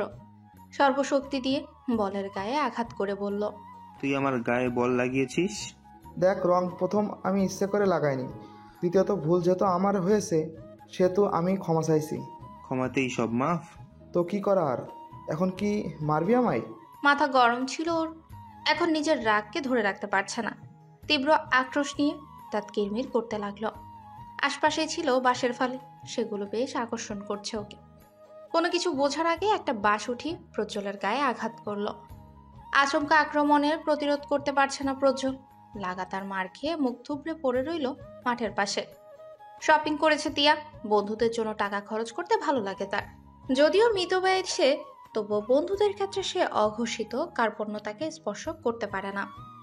মৃদু শব্দে গান চলছে, 2-1টা লাইন ঠোঁটো মেলাচ্ছে। চোখ বন্ধ করে অনুভব করছিল শব্দগুলো। তবে ফোনের অদ্ভুত রিংটোনে বজ্রপাত ঘটালো পরপর কয়েকবার। 4টা মিস কল উঠে রয়েছে। স্বামী কখনোই এমনটা করে না। বিষয়টা নিশ্চয়ই গুরুতর। সে আশঙ্কায় কলব্যাক করলো। ওপাশ থেকে হাউমাউ করে কাঁদছে স্বামী। কেন কাঁদছে জানা নেই। তবে ভয়ে বুক ধুকভুক করে উঠল। সুমিতা আর সানিন সান্ত্বনা দিয়ে যাচ্ছে, তবে স্বামীর আর্তনাদ কমছে না কোনোভাবেই। ইতিমধ্যে প্রজ্জ্বলের বাবা মাকে খবর দেওয়া হয়েছে, তারা গ্রামের বাসা থেকে রওনা দিয়েছেন। একের পর এক কল করে রক্তের সন্ধান করছে আওয়ান, তবে কোথাও পাওয়া গেল না। স্বামীর মুখের দিকে তাকাতে হাহা করে ল্যাপন করছে অন্তর্কর্ণ। আমার ভাইটা বাঁচবে না রে, বল তোরাও বাঁচবে না তাই না? বাজে কথা না শাম্মী, কিছু হবে না ওর। জানি না কোন হারামির বাচ্চা এমন ভাবে মেরেছে ওকে, বিশ্বাস কর মাটিতে পুঁতে ফেলতে ইচ্ছা করছে। সানিনের এমন মতবাদে ক্ষণিকের জন্য অবাক হলো সুমিতা, তবুও ভাবুক হলো না। এখন সেই সময় নেই, প্রজ্জ্বলকে বাঁচাতে হবে। ডাক্তার বলেছেন সিরিয়াস কন্ডিশন, বাঁচার চান্স 40%। হসপিটালের করিডোরগুলোতে ছোটাছুটি করছে তিয়াশা। সে জানে এই হসপিটালে আনা হয়েছে প্রজ্জ্বলকে, তবে সঠিক ফ্লোরটা জানে না। ছুটতে ছুটতে 5 নম্বর ফ্লোরের একটা কেবিনের পাশেই দেখতে পেল আওয়ানের পেছনের দিক। কপালে হাত ঠেকিয়ে আছে, গায়ে এলোমেলো পোশাক। বোঝা যাচ্ছে খবরটা শুনে বাসার জামা পরে চলে এসেছে। পদ শব্দ শুনে তিয়াশাকে বলে, ভালো নেই রে। ডক্টর কি বলেছেন? 40% বাঁচার সম্ভাবনা। মুখে হাত দিয়ে পিছিয়ে গেল তিয়া, চোখ দুটো ছলছল করছে। গত 4 বছরের স্মৃতি একটু একটু করে আন্দোলন সৃষ্টি করছে। হালকা সমীরণে কাঁপছে ওষ্ঠদর। তবে কি হারিয়ে যাবে এই বন্ধুটি? একটা সপ্তাহ পার হয়ে গেল, প্রজ্জ্বল এখনো সেই হসপিটালে। সৃষ্টিকর্তার রহমতে এখন অনেকটাই সুস্থ। আওয়ানের খুব রাগ হয়েছিল সেদিন, তবে সকলের বাধাতে রওনাকে 14 মাইলেও যাওয়া হয়নি তার। অন্যদিকে সবকিছুর জন্য নিজেকে দোষারোপ করেই যাচ্ছে তিয়াশা। ওর ধারণা প্রজ্জ্বল যদি ওর বন্ধু না হতো তাহলে রওনক এমনটা করতো না। সেই দুঃখে নিজেকে ঘরবন্দি করে রেখেছে। প্রজ্জ্বলকে নিয়ে আসার জন্য তৈরি হচ্ছে আওয়ান। হালকা নীল রঙের শার্ট সেজে উঠে আওয়ানের সুঠাম দেহ। আয়নায় তাকিয়ে নিজের হার্ট মিস হলো কয়েকবার। এই সময় মধুপ্রিয়ার কাছাকাছি গেলে নিশ্চয়ই পুরো দমে মন দিয়ে বসবে মধু। জিমামের সাথে বাইক নিয়ে ছুটে চলেছে হসপিটালের পথে। তবে পথিমধ্যেই ঘটল আরেক বিপত্তি। কি যেন হয়েছে মধুপ্রিয়ার, সমান তালে কেঁদেই যাচ্ছে। আওয়ান কি বলবে ঠাউর করতে পারছে না। পরিশেষে ঠিক করলো মধুপ্রিয়ার কাছে যাবে। জিমামকে হেলমেট দিয়ে বলল, ওকে, বিকালে দেখা হচ্ছে। তবে এখন আমাকে যেতে হবে দোস্ত। আরে দেখ কি যে বলিস না, সমস্যা নেই কোনো, তুই যা দেখ কি হলো। তবে বিকেলে আসবি কিন্তু। বললামই তো আসবো, নিশ্চয়ই আসবো আমি। ডানে মামে তাকিয়ে রাস্তা পার হয়ে এলো। হাতের ঘড়িটার দিকে বারবার চোখ চলে যাচ্ছে। মনে হচ্ছে সময় স্থির হয়ে গেছে। প্রচন্ড চিন্তা হলো এবার, মধুর কিছু হলো কি না সেই ভয়। অডিটোরিয়ামটা ফাঁকা, বাইরে থেকে হালকা হালকা আলো এসে ঢুকছে। সেই আলোতে পরিবেশটা আরো অদ্ভুত তোরে হয়ে গেছে। মনে হচ্ছে বহুদিন পর আলোর সঞ্চালন ঘটেছে এই স্থানে। দ্বার খুলে কয়েকবার ডাকলো মধুর নাম ধরে, তবে কোনো সারা শব্দ পাওয়া যাচ্ছে না। বিরক্তি আর রাগ নিয়ে বের হতে যেতে নুপুরের ঝমঝমে আওয়াজ শ্রবণ হলো। ফট করে পেছনে তাকালো সে, কোথাও কিছু নেই। 2 ভ্রুতে ওঠানামা শুরু হয়েছে। মনের অন্তরপুরে বাজে ধারণারা লুটপাট চালাচ্ছে। বেশি কিছু কল্পনার আগে আলোকবর্তিকা দৃশ্যমান হলো। সাথে কোনো রূপসী নারীর অভয়। একটু একটু করে আলোকবর্তিকা নিয়ে এগিয়ে আসছে মধুপ্রিয়া। আওয়ান ভাষাহীন হয়ে থেকে নিজ মনকে শাসন করলো কয়েকবার, তবে চোখ যেন সরছেই না। মধুর অধরে স্মিত হাসি। সে বলল, আমি তোমাকে পছন্দ করি আওয়ান। নিজ কানকে বিশ্বাস হচ্ছে না। মধু নিজ থেকে প্রপোজ করবে, যা ছিল কল্পনার অতীত। মেয়েটা হাঁটু গেড়ে বসে আছে, ক্ষতগুলো চমকিত দৃষ্টি অপেক্ষা করছে উত্তরের আশায়। তবে তৎক্ষণাৎ উত্তর না দিয়ে কণ্ঠে ঝাঁজ মিলিয়ে বলল, উচিত করনি মধু, আমি টেনশনে ছিলাম। তুমি কি ধোকা দিলে তবে? খুব খুব সরি, আমি সত্যি এত ভেবে কাজ করিনি, প্লিজ মাফ করে দাও। মাফ করলো আওয়ান। হালকা হাতে আলিঙ্গন করলো মেয়েটাকে। আওয়ানের বুকে মাথা রেখে চোখ বন্ধ করলো মধুপ্রিয়া। এই সুন্দর মুহূর্তের জন্য কতদিন যাবৎ অপেক্ষায় ছিল, আজ সেটা পূর্ণতা পেল। প্রজ্জ্বলকে বাসায় নিয়ে আসা হয়েছে, তবে আওয়ান আসেনি। ফোনটাও সুইচ অফ। জীবনে এই প্রথমবার আওয়ানের প্রতি ক্ষিপ্ত হলো জিমা। বহু বছর আগে বন্ধুত্বের সংজ্ঞা বুঝেছিল আওয়ান। সেদিন থেকেই জিমামের লাইফের সব থেকে গুরুত্বপূর্ণ অংশে আবদ্ধ হয়েছে আওয়ান। তবে আজ কিনা সেই বন্ধুর সংজ্ঞা ভুলে গেছে নিজেই। মানুষ বুঝি ক্ষণিকে পরিবর্তন হয়। লিভিং রুম থেকে হাসির গুঞ্জন শোনা যাচ্ছে। অনেকদিন পর বন্ধুরা সমাবেশ করেছে। সেই আনন্দে ছোটখাটো পার্টির আয়োজনও হলো। ফোন রেখে সকলের সাথে যোগ দিল জিমাম। ওর মনটা বারবারই অন্যদিকে চলে যাচ্ছে। তিয়াশা সেটা লক্ষ্য করে বলে, এই জীবন কি হয়েছে রে তোর? সেই কখন থেকে দেখছি জোর করে হাসার চেষ্টা করছিস, কোনো সমস্যা? কই না তো, সব ঠিকই আছে। আসলে বহুদিন পর আড্ডা দিচ্ছি সকলের সাথে, তাই কেমন যেন আড়ষ্টতা কাজ করছে। আচ্ছা সবাই আছে, আহ্বান কোথায়? কি যেন দরকারি কাজে আটকে গেছে রে, এত প্ল্যান করে নিজেই আসতে পারলো না। অর্ধসত্য বলেই প্রসঙ্গ বদল করলো জিমা। সাম্মির হাত ধরে আছে প্রচ্ছল। জমজ হওয়ার দরুন জীবনে ভালোবাসা কম হয়েছে, বরং মারামারি বেশি হয়েছে। তবে এবার যেন দুজনের মন গলেই জল হয়ে গেল। ভাই বোনের অনন্য ভালোবাসা ফুটে উঠেছে। সত্যি বলতে আমরা প্রিয় মানুষদের আঘাত করতে পারি, তবে অন্য কেউ আঘাত করলে সহ্য করতে পারি না। সেদিনের পর 3টে দিন চলে গেল। আজকাল তো ভার্সিটিতে আসছেও না আয়ান। সারাক্ষণ মেতে থাকে মধুপ্রিয়ার সহিত। নতুন প্রেমে পড়ে নিয়ন্ত্রণ হারিয়ে ফেলেছে। সময় কেটে যায় চোখের পলকে। সুষমা অধুনা আগের মতো সন্তানদের প্রতি খেয়াল রাখছে না। সব সময় উদ্বিগ্ন থাকে। না হলে টানা 3 দিন ভার্সিটি না যেয়ে থাকতে পারতো না আওয়ান। আরশিরও পড়াশোনাতেও ঢিল হয়েছে। ভার্সিটিগুলোতেও একের পর এক পরীক্ষা নিয়ে চলেছে, তবে ভাগ্য সহায় নেই। পাবলিক ভার্সিটিতে চান্স হচ্ছে না, যাও হচ্ছে তাও মনের মতো বিষয় পাচ্ছে না। সেই নিয়ে মনে মনে দ্বন্দ্ব সৃষ্টিও হয়েছে। সকলের মাঝে হাসি খুশি থাকলেও রাতের মধ্যভাগে ওয়াশরুমের ট্যাপ ছেড়ে কান্না করে। কখনো বা হাত পা কামড়ে ধরে। মানসিকভাবে বিপর্যস্ত হয়ে পড়েছে কিনা। আরশির লিখে দেওয়া লেটারগুলো মনে ধরেছে মধুপ্রিয়া। সেই কারণে আবার বোনের শরণাপন্ন হলো। দরজার কাছে এসে ঠক ঠক আওয়াজ করে। ভেতর থেকে রেসপন্স নেই। আবারও নক করলো আওয়াজ, তবে আরশির সারা শব্দ নেই। গুটি পায়ে বেডের কাছে এসে নোটপ্যাড রেখে বলে, বনু, আরেকটা লেটার লিখে দিবি প্লিজ? প্রমিস, ক্যাম্পাসের স্পেশাল ফুচকা ট্রিট দিব। একটু থেমে আবারও বলল, দেখ 500 টাকা দিব, প্লিজ বোন লিখে দে না। আরশির সারা নেই। এবার মেয়েটার গায়ে ঠেলা দিল আওয়ান। তবে যা দেখলো এতে বুকের ভেতর ছ্যাদ করে উঠল। মুখ দিয়ে সাদা ফেনা বের হচ্ছে, হাত থেকে কলম পড়ে গেল। কোনো দিকে না তাকিয়ে আরশিকে কোলে তুলে নিয়ে ছুট লাগালো। ওর মস্তিষ্ক কি বুঝেছে জানা নেই, তবে ওর মন বলছে হসপিটালে যেতে হবে, না হলে যে প্রিয় বোনটাকে হারিয়ে ফেলবে। হন্তদন্ত হয়ে কেবিনে প্রবেশ করেই আরশির গালে চড় মারলেন সুষমা। রাগে শরীর কাঁপছে তার। কল্পনাও করতে পারেনি ওনার মেয়ে বিষ খাবে। ঘৃণা হচ্ছে খুব। রেজিস্ট্রেট হওয়ার দরুন নানা রকমের স্বাধীনতা নিয়ে কথা বলেছেন তিনি। জীবনের উপাংশ নিয়ে রচনা করেছেন নানান বই। আজ সেই মায়ের মেয়ে হয়ে এমন ঘৃণিত কাজ। আমার গর্ভের সন্তান না তুই। আম্মি প্লিজ থাক না এখন। চুপ, একদম চুপ। আশকারা পেয়ে লাটে উঠে গেছে, না হলে এমন কাজ করতে পারতো না। ডাক্তার স্ট্রেস নিতে বারণ করেছেন, তুমি না হয় পরে বকে দিও। অসুস্থ শরীর নিয়ে এমনিতেই চর খেলো, আর বলো না প্লিজ। আরুষিকে কিছু কথা বলার জন্য উদ্যত হয়েছিলেন তিনি, তবে ছেলের কথার মর্মার্থ বুঝতে পেরে কেবিন থেকে বেরিয়ে গেলেন। এলোমেলো লাগছে সব। আজ এতগুলো বছর ধরে তিলে তিলে গড়ে তোলা সাহসটুকু ভেঙে গড়িয়ে গেছে। মনটা কেমন কুগাও শুরু করেছে। যদি সময় মতো হসপিটাল না নিয়ে আসা হতো, তাহলে আরুষিকে হারিয়ে ফেলতেন তিনি। এই বিভৎস চিন্তাগুলো মাথায় আসতেই চিৎকার করে কাঁদতে ইচ্ছে হলো। তবে জীবনের এক পর্যায়ে এসে মানুষ কাঁদতে পারে না, এদের কাঁদতে দেওয়া হয় না। মনোকষ্ট নিয়ে বেঁচে থাকার জন্য হলেও শক্ত থাকতে হয়। যে সময়টা গত 10 বছর যাবৎ পার করে চলেছেন তিনি। আরুষির খবর শুনে হসপিটালে এসেছে তিয়াশা। যদিও বা আওয়ানের সাথে মনোমালিন্য চলছে তার, তবে আরুষির খবর পেয়ে না এসে পারেনি। করিডোরে দেখা হলেও পাশ মারিয়ে চলে গেল তিয়া। হৃদয়ে জমায়েত কষ্টখানি অন্তঃস্থলে পিষে বেরিয়ে এলো আওয়ান। ভালো লাগছে না কিছুই। সকালের ঘটনা মনে পড়লেই শরীরের প্রতি লোমকূপে শীতল স্রোত নেমে যাচ্ছে। মনে হচ্ছে এই পৃথিবীর সমস্তটাই আধারে নিমজ্জিত।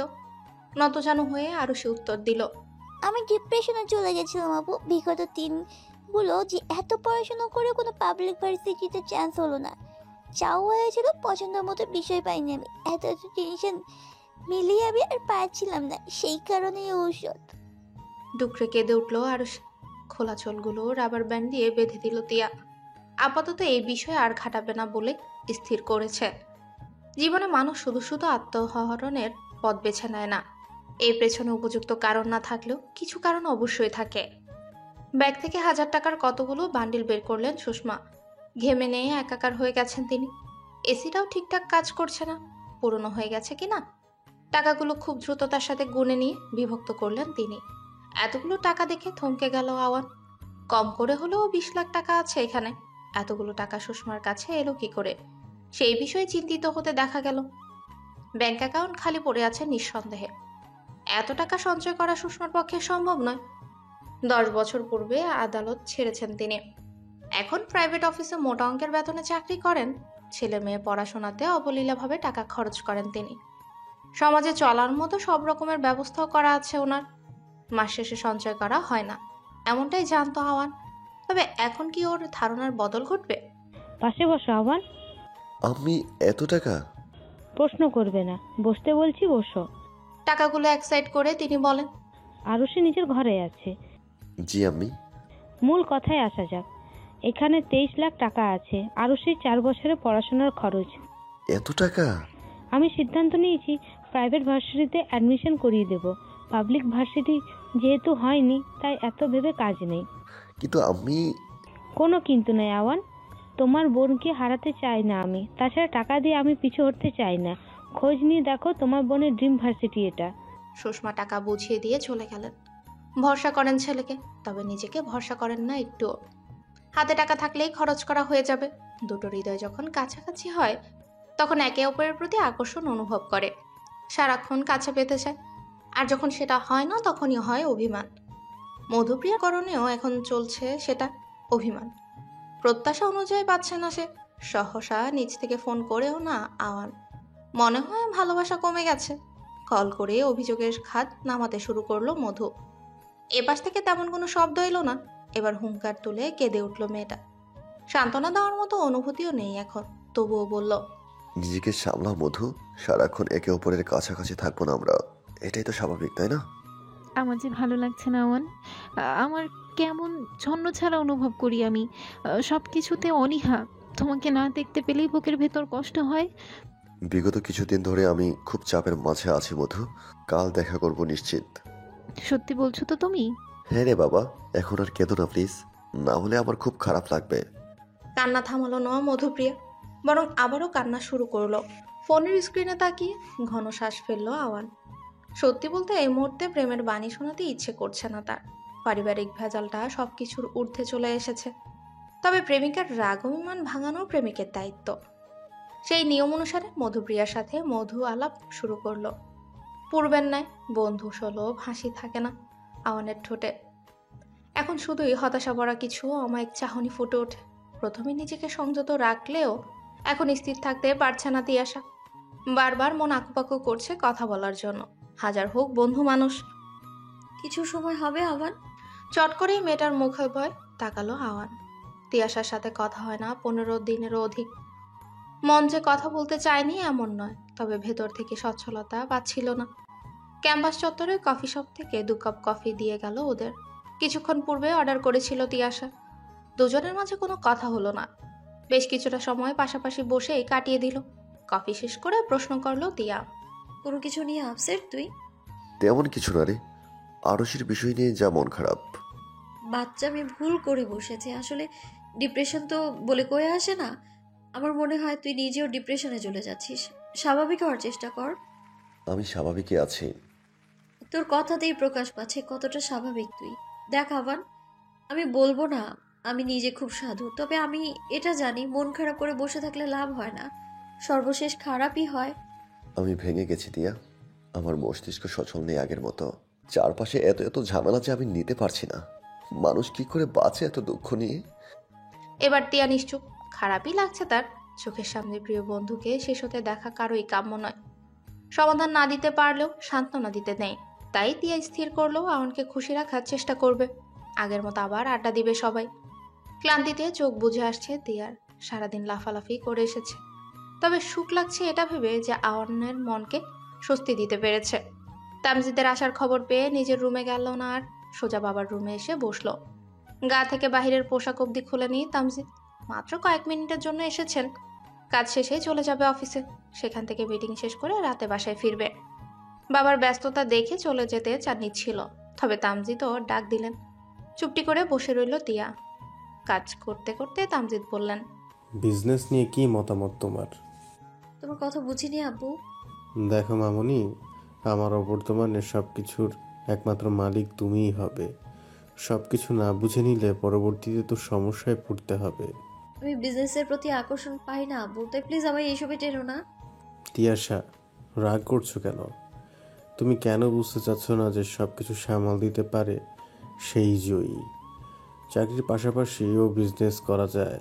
সেটা কি বোকামো নয় আব্বু?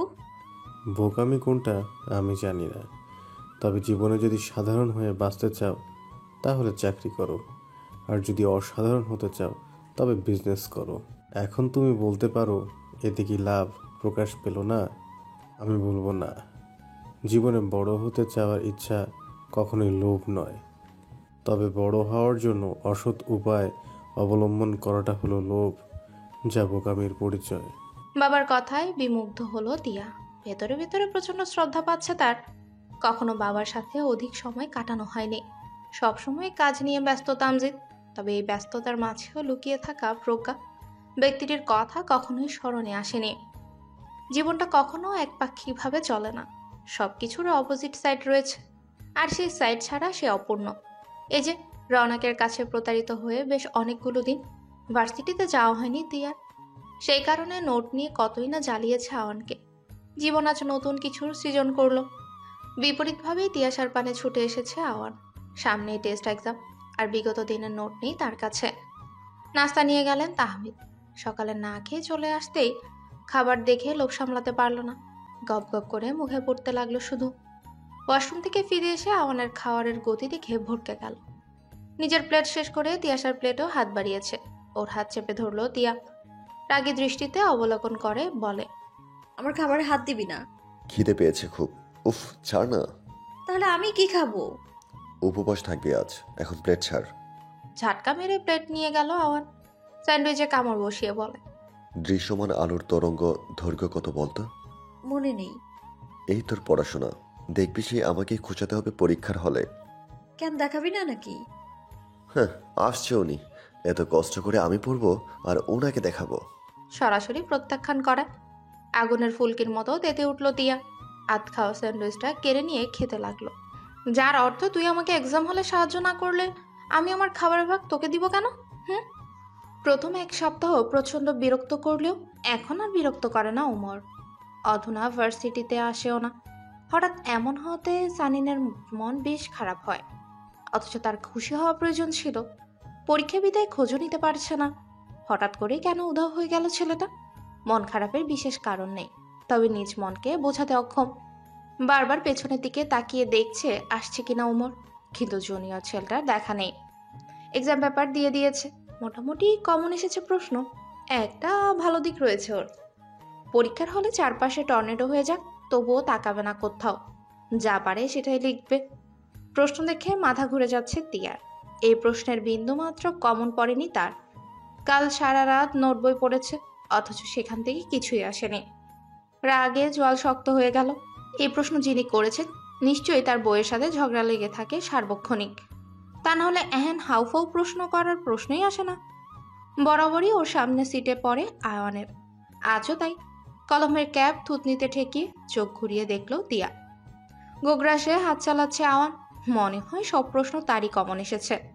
স্যারের দৃষ্টি লক্ষ্য করে আওয়ানকে ডাকলো তিয়া। মিনমিনে কণ্ঠে বলে, এ আওয়ান, 3 নাম্বার কোশ্চেনটার আনসার কি হবে রে? নিজে লেখ। কি লিখতে বললি? বুঝিনি, আরেকবার বল না। বললাম নিজের যা ইচ্ছে তাই লেখ। বল না ইয়ার, এত কষ্ট করে আমি নোটবুক পড়লাম অথচ কোনো কিছু কমন আসেনি। মুখস্থ বিদ্যা করলে যা হয়। বলেছিলাম টেক্সট পড়তে, বাট তুই যা, এখন ডিস্টার্ব করবি না আমায়।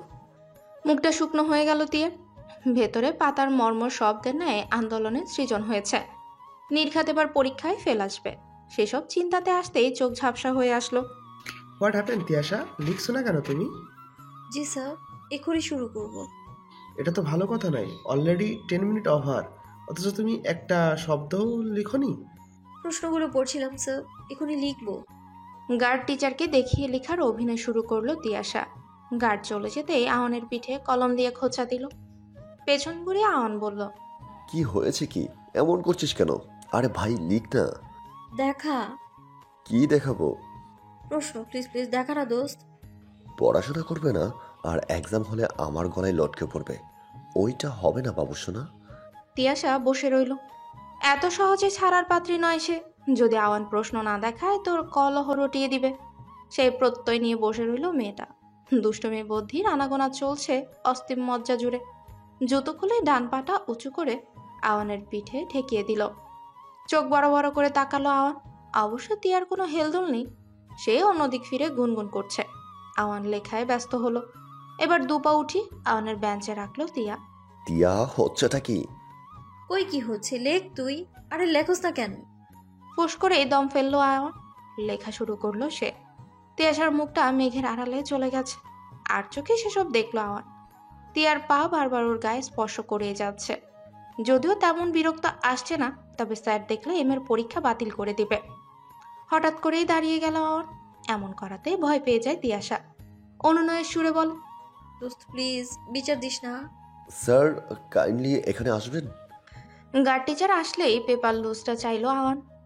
এবার তিয়া যেন হাফ ছেড়ে বাঁচল। হেন তেন পর্যায়ে চলে এসেছে পরিস্থিতি। লুজ পেজগুলো মার্জিন করে নিয়ে আবারও লেখা শুরু করে। তিয়াশা তখনও চুপচাপ বসে আছে। প্রচুর লিখছে আওয়ান। হাতের গতি এত যে ঝড়কেও হার মানাবে আজ। তিয়াশা ভালো মানের স্টুডেন্ট, সবার আগেই পরীক্ষা শেষ করে। কিন্তু এবার যেন শনির সাথে রাহুর বিরোধ লেগেছে, সেই কারণে খাতা খালি। এক্সাম শেষ হওয়ার মাত্র 5 মিনিট বাকি। পুরো খাতা জুড়ে একটা কালো কালির দাগও নেই। গার্ড সবাইকে পেপার গোছাতে বলছেন। সবাই সেলাই করে নিচ্ছে খাতা। তিয়াশার পায়ে চিমটি কাটলো আওয়ান। মেয়েটার চোখ লাল হয়ে আছে, বোধহয় এক্ষুনি কেঁদে দিবে। ইশারা করলো আওয়ান। সামনে পেপার দেখে তিয়াশার চোখ ছলছল করছে।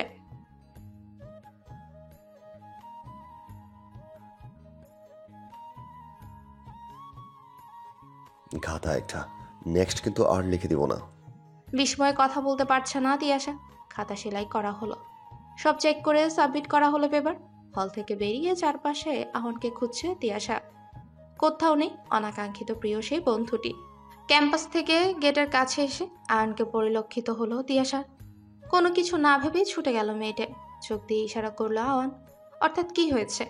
তৎক্ষণাৎ ছেলেটাকে জড়িয়ে ধরে কান্না জুড়ে দিল তিয়াশা। মেয়েটার ছোঁয়াতে শক্তপোক্ত শরীরে মৃদু সমীরণ স্পর্শ করে যাচ্ছে। তিয়াশার বক বক শুরু হলেও আওয়ান কথা বলছে না। কেমন যেন লাগছেও, এক অদ্ভুত ধাঁচের অসহ্যকর ভালো লাগার অনুভূতি। 2 সপ্তাহ পর দেখা হলো জিমামের সাথে। ছেলেটা আজকাল মিশে না কেন জানো, মনে হয় খুব বেশি ব্যস্ত। তবে সে ব্যস্ততা কি না তা জানে না আরুষি। ভাইয়ের বন্ধুটি এতটা অবহেলা কেন করছে কে জানে। অথচ এককালে ওর পেছনে ঘুরেছে কত।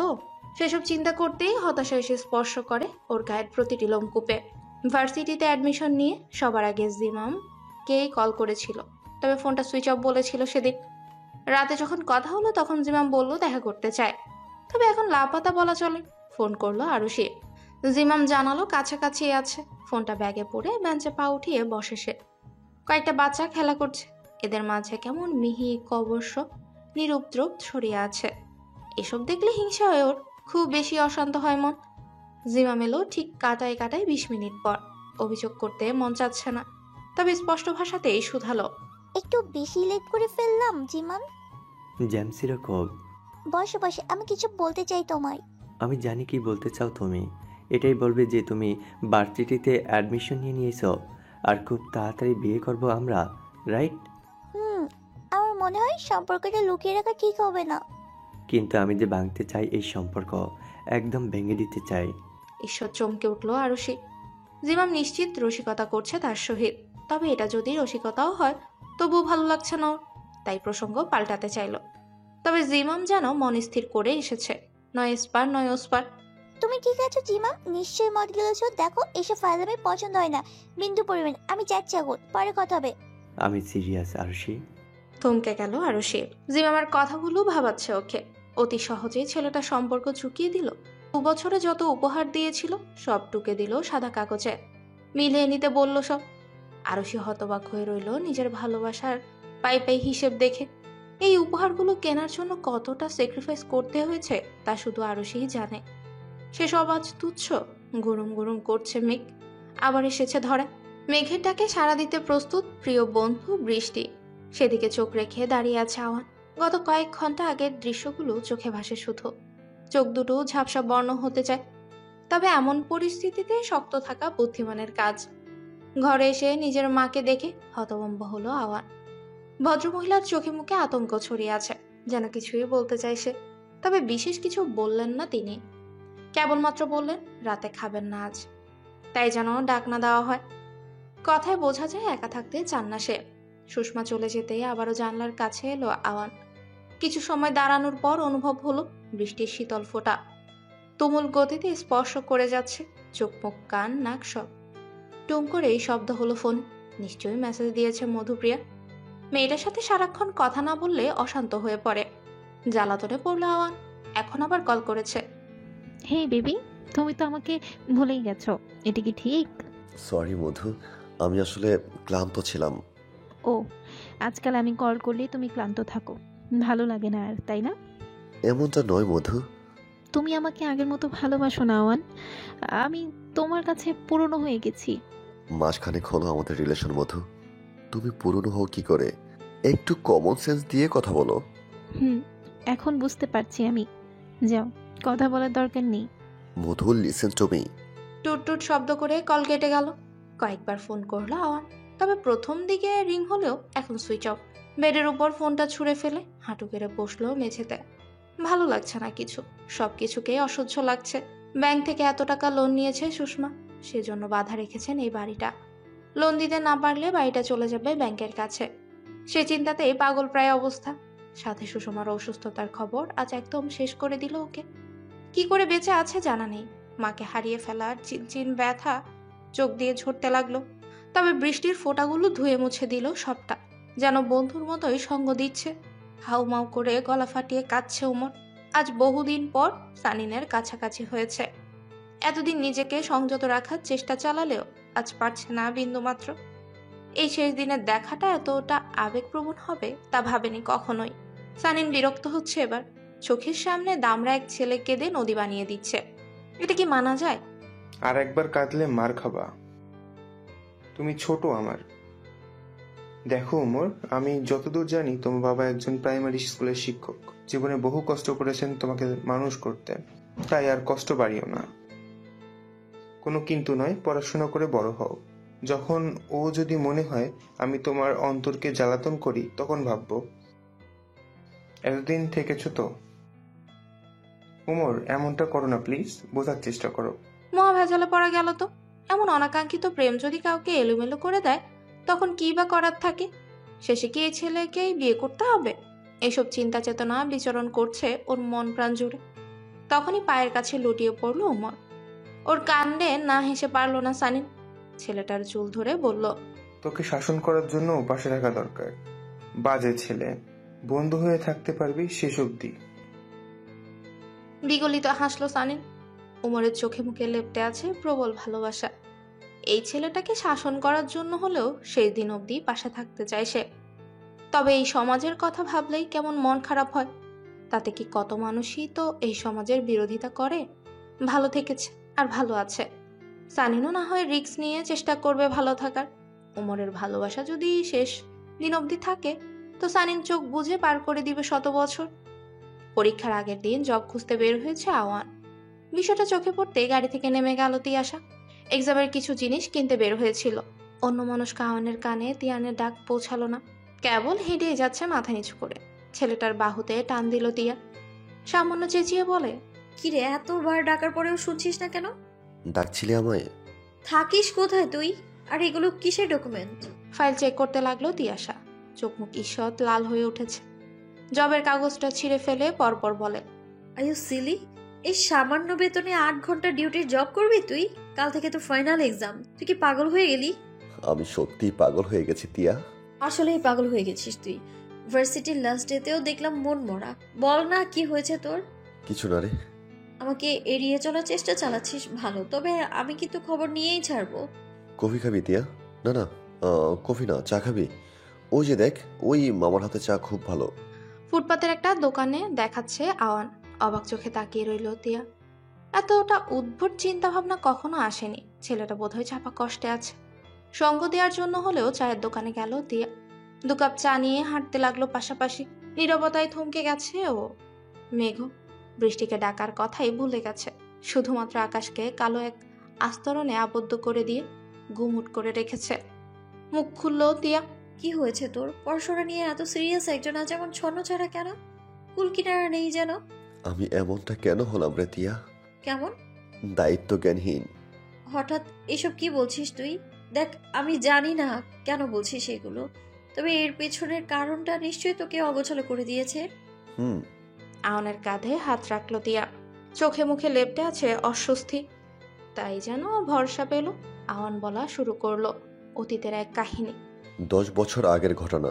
আমি তখন খুব বেশি বড় নই, সবে 14 বছরে পা দিয়েছি।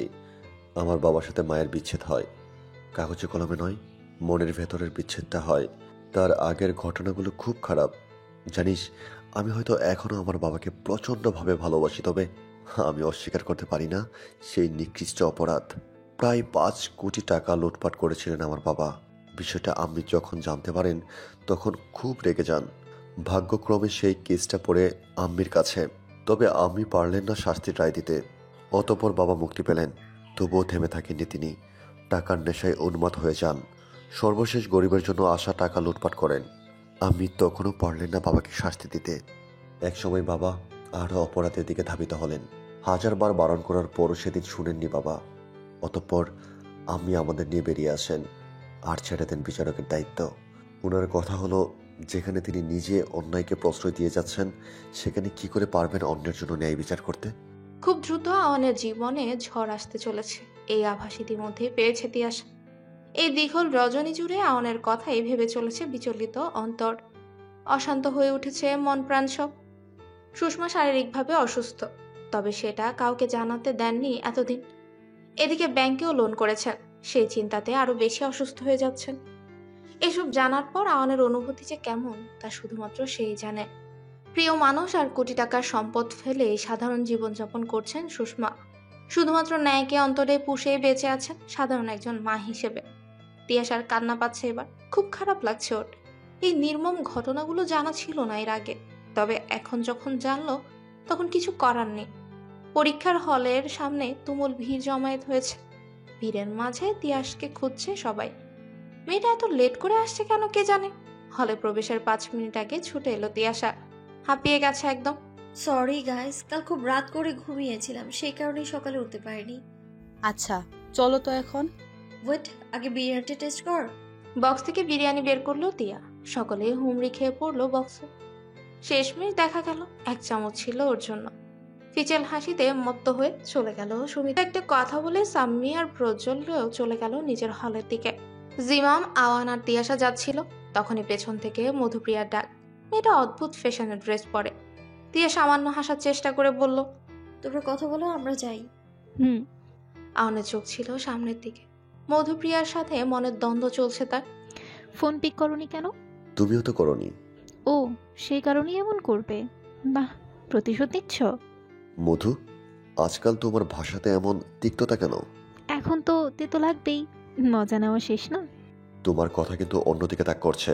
প্লিজ নিজেকে সংযত করো। আর তুমি কি করছো? পৃথিবীর সমস্ত বয়ফ্রেন্ড জানে তার গার্লফ্রেন্ডকে কি করে সুখে রাখতে হয়। সেই দিক থেকে তুমি তো লুজার। পরে কথা বলবো, তোমার মাথা ঠিক নেই। পেছন থেকে ডাকলো মধু। নানান কথাই বলে চলেছে সে। আওয়ান সেসব কানে নিয়েও নিল না। ইদানিং মেয়েটার মুখের ভাষা খুব খারাপ হয়ে যাচ্ছে। পুরো পরীক্ষার হলে একটা কথাও বলেনি আওয়ান। দিশাও ঘাটায়নি তেমন। পরীক্ষা শেষ করে সবাই আড্ডা দেওয়ার কথা বললে সরাসরি বারণ করে দিল আওয়ান। তিয়াশা বুঝতে পারলো কিছু একটা হয়েছে, তাই বলল পরে আড্ডা দেওয়া যাবে। বাসায় ফিরে এসে লম্বা ঘুম দিল তিয়াশা। রাতে ঘুম না হয় মাথা ব্যথা করছে। ঘুম থেকে যখন উঠলো তখন বাজে বিকেল 4:30। ফোনটা সাইলেন্ট হয়ে পড়ে আছে বালিশের কাছে। সেখানে ভাসছে 12টা মিস কল।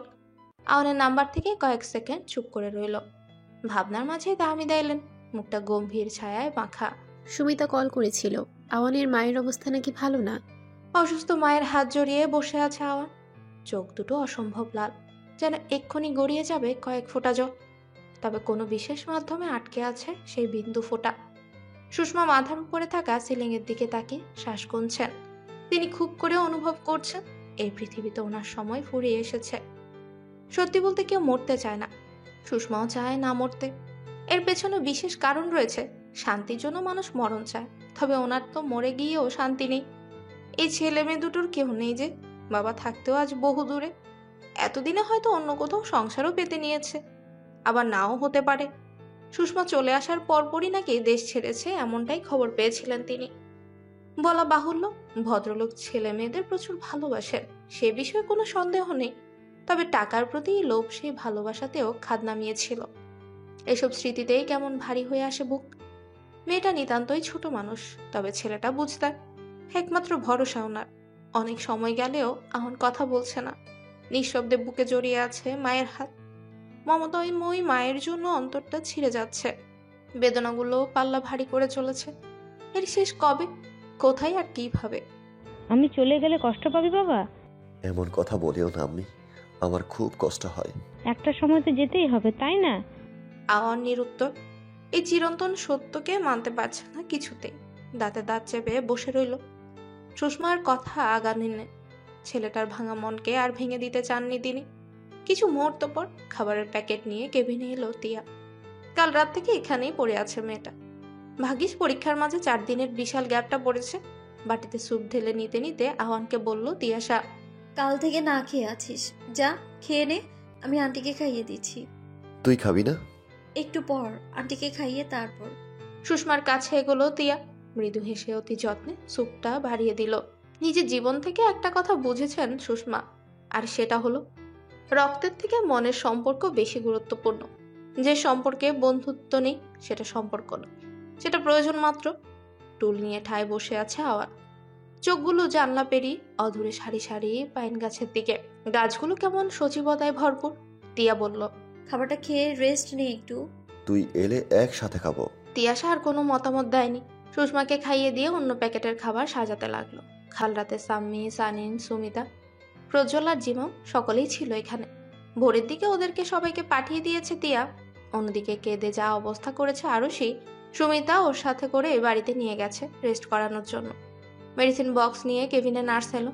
আওয়ান আর তিয়াকে দেখে বলে, রুগীর রেস্ট প্রয়োজন, আপনারা থাকলে ঘুমাতে পারবে না। আচ্ছা, আমরা চলে যাচ্ছি। নার্স স্যালাইন বদলে দিয়ে সাথে একটা ইঞ্জেকশনও পুশ করে দিল। খাবার গুছিয়ে বেরিয়ে এলো তিয়া। আওয়ান তখনও বসে আছে ঘাপটি মেরে। চোখের ইশারায় ডাকলো তিয়াশা। কোনো মতে অশ্রুকণা আড়াল করে বেরিয়ে এলো আওয়ান। খাবার খেতে গিয়েও গলা দিয়ে নামছে না খাবার। বহু কষ্টে শুকনো রুটিগুলো চিবোচ্ছে। ওর খেতে কষ্ট হচ্ছে দেখে তিয়া আবার নিচে গিয়ে লিকুইড খাবার নিয়ে এলো। এতে যদি একটু বল পাওয়া যায় শরীরে।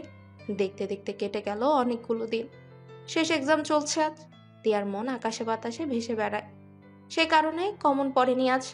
আহ্বান চোখ পাকিয়ে বিরোধ করলো। তিয়াশার ঠোঁট উল্টানোতে বিরক্তি নিয়ে দুটো লুজ পেপারে লিখেও দিল, মেয়েটাকে আর সাহায্য করা যাবে না। এতে করে নিজের প্রতি ভরসা হারিয়ে অন্যের উপর নির্ভর হয়ে যাবে। হল থেকে বেরোয় আওয়ানের হাত চেপে ধরলো তিয়া। ইশারা করে বলল, আওয়ান। কি? দোস্ত আন্টি সুস্থ, তুইও ঠিক আছিস? আমরা প্লিজ ঘুরতে যাব। জি না, আমি যাচ্ছি না। সবাই খুব আশা করেছে রে। আমি পারবো না যেতে, তোরা যা সবাই।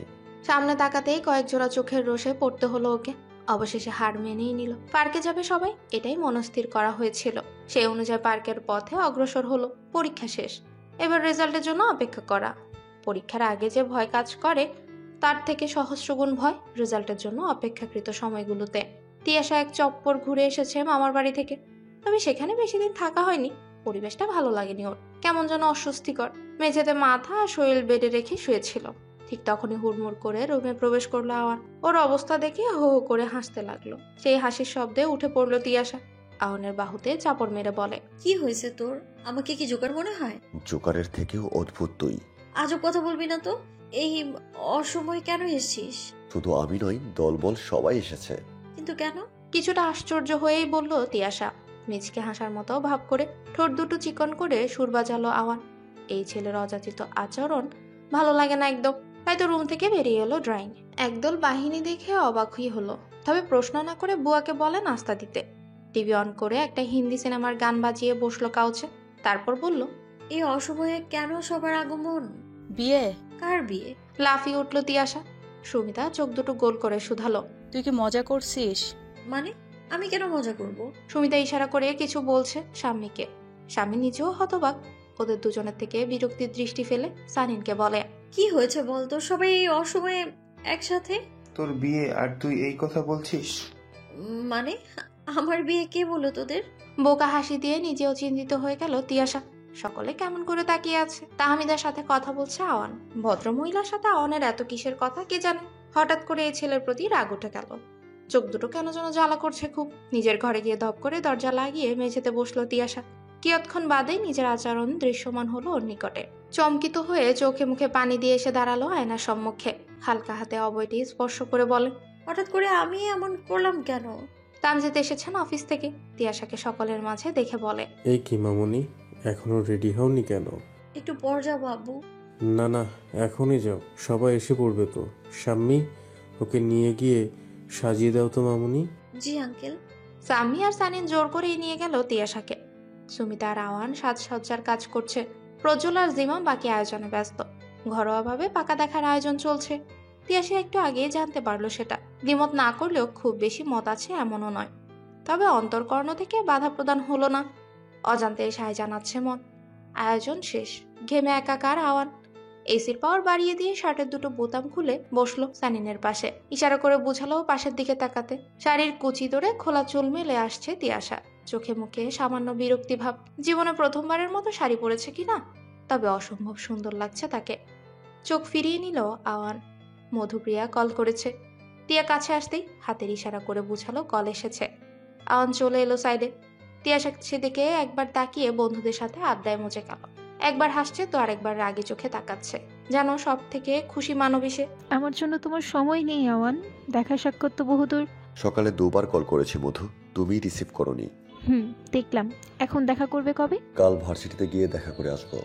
না, আজই আসো প্লিজ। তিয়াশার বাড়িতে আছি, আজ আসতে পারবো না। ওই বাড়িতে কেন? ওর বিয়ের কথাবার্তা চলবে তাই। ও আচ্ছা, রাতে কল করবে বুঝলি। I miss you always and I love you জান। পরে কথা হবে। Love you two. কল কেটে দিয়ে থামলো আওয়ান। শ্বাসগুলোও ভারী ঠেকছে এবার। মধুপ্রিয়ার প্রতি আকর্ষণটা যেন কেমন ঘোলাটে। হঠাৎ হঠাৎ কেবলই মনে হয়, তবে কি আমি ঠকাচ্ছি ওকে? পাত্রপক্ষের নিকট বসানো হয়েছে তিয়াশাকে। বিশ্বসুন্দরী না হলেও রূপে গুণে কোনোটাতেই কম নয় তিয়াশা। এই ভারী মিষ্টি মেয়েটাকে আগে থেকে পছন্দ করে রেখেছিলেন মাহমুদা। তার ছেলেটাও তেমনই রূপে গুণে সুন্দর আর নিতান্ত ভদ্রমানব। মাল্টিন্যাশনাল কোম্পানিতে চাকরি করত। গত বছর আমেরিকা এম্বাসিতে বিশেষ পদে চাকরির অফার পাওয়াতেই মাল্টিন্যাশনাল কোম্পানির জবটা ছেড়েছে। এখন এম্বাসিতে জব করছে। বয়সটাও বেশি নয়, সবে 29-এ পা রেখেছে। বলা যায় তিয়াশার জন্য একদম পারফেক্ট। বাবার পছন্দের উপর কথা বলতে চাচ্ছে না তিয়াশা। তাছাড়া কথা দেখে যা মনে হলো, এতে করে আগে থেকে এই সম্বন্ধ ঠিক করা। মূলত এখন নামে মাত্র ফর্মালিটি দেখানো হচ্ছে। একান্তে কথা বলার জন্য দুজনকে ছাদে পাঠানো হলো। তিয়াশা অন্যদিকে ফিরে রইল। ভদ্রতার খাতিরে প্রশ্নও করছে না। তবে ছেলেটা এতে মনক্ষুণ্ণ হয়েছে বটে, তবু মন খারাপ নিয়ে এগুলো সে। হাই, আমি রাজি নাজমির। শুনেছিলাম নামটা। শোনারই কথা। আফটার অল একটা সম্পর্ক শুরু হতে চলেছে। তো আপনি কি করছেন এখন? খাওয়া দাওয়া আর ঘুমানো। কথাটা কর্ণপাত হতে পেছন ফিরে তাকালো তিয়াশা আর রাজিন। ঠোঁটের কোণে হাসি রেখে কান থেকে ফোন নামিয়ে ওদের কাছে এলো আওয়ান। মধুপ্রিয়ার সাথে কথা বলছিল। তখনই রাজিন আর তিয়াশার কথাগুলো কানে আসে। রাজিন একটু অবাক হয়েছে, এই ছেলেকে নিচে দেখেনি যে। তিয়াশা মুখ বাঁকিয়ে তাকায়। ওকে পাত্তা না দিয়ে রাজিনের সাথে হাত মিলিয়ে দিল আওয়ান। হাই, আমি আহরাম আওয়ান, তিয়ার সব থেকে বাজে বন্ধু। রাজিন চমৎকার হাসলো। আওয়ানের রসিকতার সাথে তাল মিলিয়ে বলল, তাই? তাহলে তো দেখা যাচ্ছে তিয়াশার বন্ধু মহলের সব থেকে দুষ্ট সদস্য আপনি। আমি তো ভেবেছি তিয়াশা একাই 100, এখন দেখছি তার উপরেও কেউ আছে। তিয়ার কথা আর কি বলবো, হ্যাঁ একদম ইবাদর প্রকৃতির। আচ্ছা, তিয়াশার কাজকর্মগুলো শুনি একটু। রাজিনকে দেখে বেশ আগ্রহী মনে হচ্ছে। তিয়াশার পানে তাকিয়ে রসিকতা ঢেলে আবারও বলল আওয়ান, নাম্বার 1 বদমাশ মেয়ে, ছেলেদের নাকে দড়ি দিয়ে ঘোরায়। আরেকটা বাজে কথা বলে না মার খাবি আওয়ান। সঙ্গে সঙ্গে অভিযোগের সুর তুলে দিল আওয়ান। দেখলেন তো প্রমাণ, এমনই করে সব সময়। আপনার জীবনও কয়লা করে দিবে, মিলিয়ে নিয়েন। হো হো করে হাসতে লাগলো রাজিন। ইতিমধ্যে 2-4টে পড়েছে আওয়ানের পিঠে। ছেলেটা পিঠ মুচড়ে নিয়ে তিয়ার নাক টেনে বলে, বদের হাড্ডি, তোকে তো আমি পরে দেখে নিব। তোর 12টা বাজিয়ে দেব বেয়াদব। দেখা যাবে। শ্বাস ফেলে তিয়াশা। চোখ বন্ধ করে হুঙ্কার দিবে, ঠিক তখনই মনে পড়লো তার সামনে একজন দাঁড়িয়ে আছে। মুখটা মলিন করে বলল তিয়াশা, সরি, আমরা আসলে এমনটাই করি। It's okay, no formalities. বন্ধু মহলে থাকলে হয়ই এমনটা। রাজিন বেশ বন্ধুসুলভ আচরণ করেছে। তবে তিয়াশার মনটা ঠিক নেই। রাজিনের মুখমণ্ডল অব্দি দেখেনি ঠিক করে, অথচ রাজিন এই সময়টুকুতেই তিয়াশার সুমধুর কণ্ঠ, কান, নাক, চিবুক সহ পায়ের পাতা অব্দি সব মেপে নিয়েছে। মেয়েটার মুখের পানে তাকিয়ে মুগ্ধতায় অস্পষ্ট স্বরে বেরিয়ে আসলো, মেঘ জমেছে মুখে, তবু কতটা মায়াবী। মধুপ্রিয়ার কাঁধে মাথা ঠেকিয়ে আছে আওয়ান। দুজনেই নিশ্চুপ বসে আছে বাখিন যন্ত্রের মতো। ওদের থেকে কিছুটা দূরে দাঁড়িয়ে আছে একটা কুচকুচে কালো রঙা বেড়াল, লেজ নাড়িয়ে দেখছে ওদের। মধুপ্রিয় সেই দিকে তাকিয়ে। ভালোই লাগছে তার, মন্দ নয় এই শুষ্ক অনুভূতি। শতভাগ সত্যপ্রিয়, কেউ পাশে থাকলে জীবন অন্যরকম লাগে। লাগারই কথা, বিকেলটা যখন মধ্য লগ্নে তখনই আওয়ানের ফোনটা বেজে ওঠে। ক্যাটক্যাট আওয়াজে বিরক্ত লাগছে খুব। কেন যেন ফোন ধরার প্রয়োজন মনে হচ্ছে না, কারণ ওপাশের ব্যক্তিটি তিয়াশা। সকালে এক প্রকার ঝগড়া করেছে ওদের মাঝে, একদমই সাধারণ বিষয় নিয়ে ঝগড়া, যুক্তি দিয়ে বিচার করলে যার কোনো মানেই নেই। যদিও এই ঝগড়ার মূল কারণ আওয়ান নিজে। সেসব ভাবতে ভাবতে ফোনটা সাইলেন্ট করে দিল সে। মধুপ্রিয়ার ফোন স্ক্রিনে থাকা নামটা দেখেছে, তাই বিশেষ কোনো প্রশ্ন না করে বরং ফুচকা খাওয়ায় বায়না ধরে। ফুচকার বাটি হাতে নিয়েছে মাত্র তখনই সুমিতার কল এলো মধুর কাছে। মেয়েটা কিছু আঁচ না করলেও আওয়ান বুঝলো তিয়াশার জন্যই ফোন করেছে, তাই স্পষ্ট ভাষাতে বলে, কল কেটে দাও মধু, আমি জানি কেন কল করেছে। কল কেটে দিলে বিষয়টা খারাপ হয়ে যাবে আওয়ান, একটু রিসিভ করি। কিচ্ছু হবে না, কল কাটাও। মধুর থেকে ফোন নিয়ে নিজে কলটা কেটে দিল আওয়ান। আবারও কল এসেছে দেখতে বিরক্তিকর শব্দ তুলে যে না সুইচ অফ করবে, তখনই দুলানের একটা মেসেজ দেখতে পেল। আহ্বান কি তোমার সাথে আছে মধুপ্রিয়া? থাকলে দ্রুত বাসায় পাঠিয়ে দাও প্লিজ, আন্টির শরীর খারাপ করেছে। হয়ে গেল আওয়ান, হাতটা অসম্ভব কাঁপুনি দিয়ে ফোনটা পড়ে গেল। মধু নিরাপত্তার সহিত বোঝার চেষ্টা করেই যাচ্ছে, তবে বিশেষ কিছু অনুধাবন করতে হলো না। মাটি থেকে ফোন তুলে মেসেজ দেখতে আওয়ানের পানে তাকালো, তবে ততক্ষণে ছুটতে ছুটতে 10 হাত দূরে চলে গেছে আওয়ান। পেছনের অভয়টা দেখতে পেল না সে। প্রচন্ড গতিতে ছুটে চলেছে ছেলেটা। ব্যাগপত্র গুটিয়ে নিয়ে মধু নিজেও রওনা হলো আওয়ানের বাসায়। আর সেই জ্ঞান হারিয়েছে, মায়ের মুখ থেকে রক্ত বমি দেখে চেতনা ধরে রাখতে পারেনি আর। মেয়েটাকে কোলে করে ঘরে নিয়ে এলো জিমাম। মায়া হচ্ছে ওর, প্রচন্ড ভালোবাসে এই মেয়েটাকে। তবে এই মেয়েটার মন ভাঙার মতো করুণ কাজটাও করতে হয়েছে আজকে। আরুষের ফ্যামিলিকে কিছুতেই মেনে নিচ্ছে না ওর ফ্যামিলি। এর কারণ স্বরূপ হেডলেন আরুষের বাবা মায়ের বিচ্ছেদ। ও পাশের ঘর থেকে তিয়া তাড়া দিল। ঘড়ির কাঁটার দিকে তাকিয়ে বলল জিমাম, এখনই যাচ্ছি আমি, ডাক্তারকে নিয়ে আসছি। আমাকে খবর দিয়েছিস? সুমিতা তো মধুপ্রিয়াকে মেসেজ পাঠিয়েছে, তবে রিপ্লাই আসেনি এখনো। তিয়ার কণ্ঠে চিন্তা গলে গলে পড়ছে। সুমিতা বালতি ভরে পানি নিয়ে এলো। তিয়াশাকে বলল মগ দিয়ে সুষমার মাথায় পানি দিতে। ভদ্রমহিলা চোখ মুখ কেমন ফুলে উঠেছে, সুন্দর মুখভয় অসুস্থতা গ্রাস করেছে ভালো করে। টিস্যু দিয়ে মুখের চারপাশে লেগে থাকা রক্তবমিগুলো মুছে দিল তিয়াশা।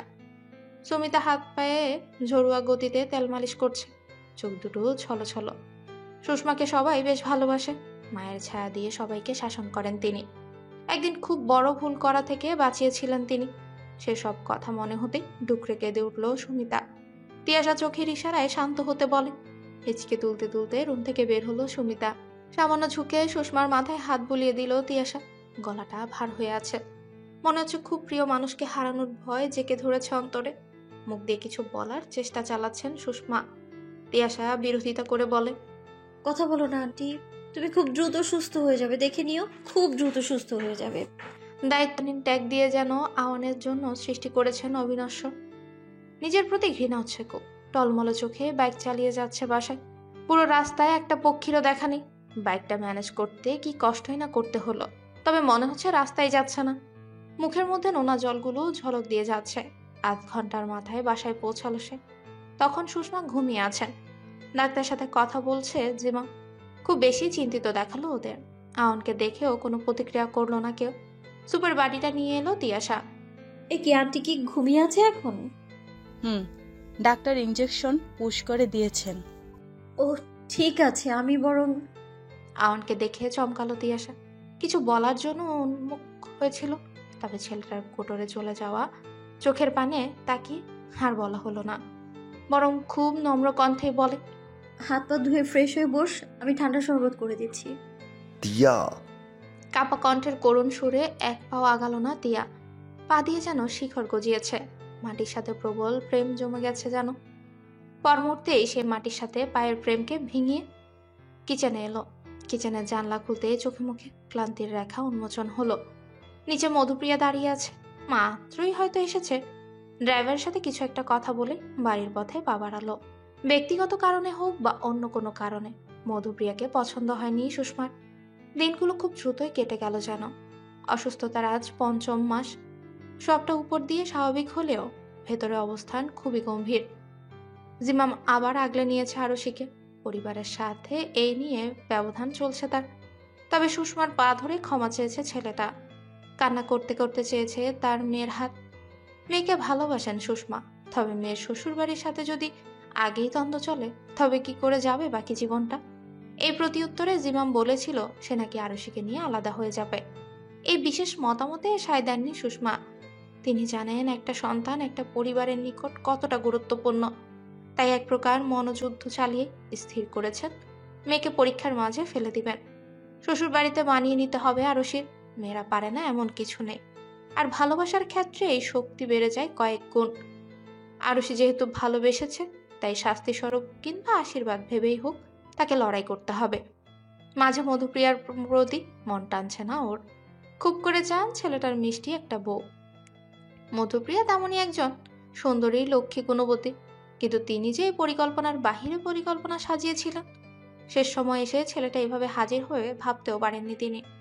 উপন্যাসের পাতা উল্টাতে উল্টাতে এসবই কল্পনা করলেন সুষমা। আজ বৃথা পার করলেন লাইব্রেরিতে। সময়টা খুবই খারাপ। টিভিতে মৃদু শব্দে গান চলছে। তোমার ঘরে বসত করে কয়জন মন জানো না গানটি। এককালে খুব শোনা হতো এই গান। আজকাল মন রস নেই একদম। তাছাড়া বয়সটাও তো কম হলো না। সিঁড়ি বেয়ে দোতলায় উঠার সময় পিছু ডাকলো আওয়ান। আমি সময় হবে তোমার? হ্যাঁ, আমি তো সব সময় ফ্রি। কাজ নেই, ঘরে বসেই যতটুকু করা হয় আর কি। কিছু বলার থাকলে বলো এখন। চুলে একটু বিলি কেটে দিবে আম্মি? ঘরে আসো। সুষমা সরল কণ্ঠে একবার শুকনো ঢোক গিলল আওয়ান। চোখ দুটো লাল হয়ে ফুলে গেছে। ঘুম হয় না বহুদিন। একটা দুটো চিন্তা নয়, হরেক রকমের চিন্তাকে পুষতে হচ্ছে এই অন্তরে। তবে কোনোটারই ঠিকঠাক সমাধান নেই। আন্টি আসবো? তিয়াশার কণ্ঠ। ফট করে মায়ের কোল থেকে মাথা তুলে নিল আওয়ান। হালকা নীল রঙের জামায় বেশ ভালোই লাগছে তিয়াশাকে। মুখে রয়েছে হাসির সরল রেখা। সুষমা সম্মতি প্রদান করলো। তিয়াশা সালাম করে শুধালো, তোমার শরীর এখন কেমন আছে? ওষুধ খাচ্ছ তো ঠিক মতো? খাচ্ছি রে মা, দুদিন পর পর। কি তো খবর নিচ্ছিস? নিতে তো হবেই। শরীরটা যে ভালো নেই তোমার। আগে বললে এমনটা হতো না। ভাগ্যকে বদল ঘটানো কার সাথ দিয়েছে বলতো তিয়া? অবিনশ্বর আমার জীবনের শক্তি এখানে শেষ করছেন। বললেই হলো? তোমাকে তো অনেক বছর বাঁচতে হবে। আমার বাচ্চা কাচ্চা হবে, নাতি নাতনি হবে। ওদেরকে তুমি বিয়ে দিবে, তারপর না হয় মৃত্যুর স্বাদ। কথা বলতে বলতে ইতিহাসের চোখ ভিজে গেছে। সুষমার কণ্ঠটাও ভারী হয়ে গেল। তিনিও চান না মৃত্যুকে আগলে নিতে। মনটা বড়ই বিচলিত। পাশে বসে থেকেও বিশেষ প্রতিক্রিয়া নেই আহনের। গত ৩ মাসে যা চলেছে এতে করে পাথর বনে গেছে ছেলেটা। নিজের মনকে কড়া করে শাসন করে নিয়েছে নিশ্চিত। প্যাচ প্যাচ কান্নার আওয়াজ শুনে আরুষি ছুটে এলো। কি হলো কে জানে। মেয়েটাও মুখে হাত চেপে কান্না জুড়ে দিল। 3টে মানুষ কাঁদছে। হতাশা আহনের চোখ দুটো নিষ্প্রাণ। টং করেই কলিং বেল বেজে উঠল। উত্তপ্ত শ্বাস বুকে চেপে মেন ডোর খুলল আওয়ান। মধুপ্রিয়াকে এই সময় আশা করেনি সে। আজকাল বেশ আনাগোনা চলছে এ বাড়িতে। হবু শ্বশুর বাড়ি বলে কথা। ভেতরে আসতে বলবে না? আসো। আন্টি কোথায় গো? ঘরে আছে। আচ্ছা বসো, পাশে কথা আছে। হাত ধরে আওয়ানকে পাশে বসিয়ে দিল মধু। মেয়েটার মুখের বানে তাকালেন। শুধুই দীর্ঘশ্বাস নেমে আসে বুক চিরে। কত হাসি খুশি মেয়েটা।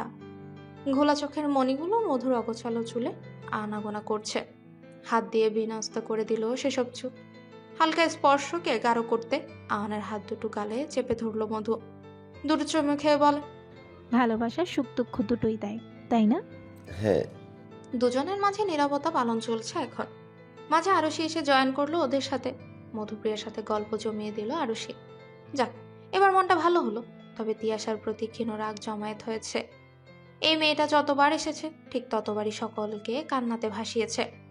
সুষমার রুমের কোণে এসে তাচ্ছিল্য হাসলো আওয়ান। তিয়াশা ওর জীবনের কষ্টের প্রতীক হয়ে এসেছে।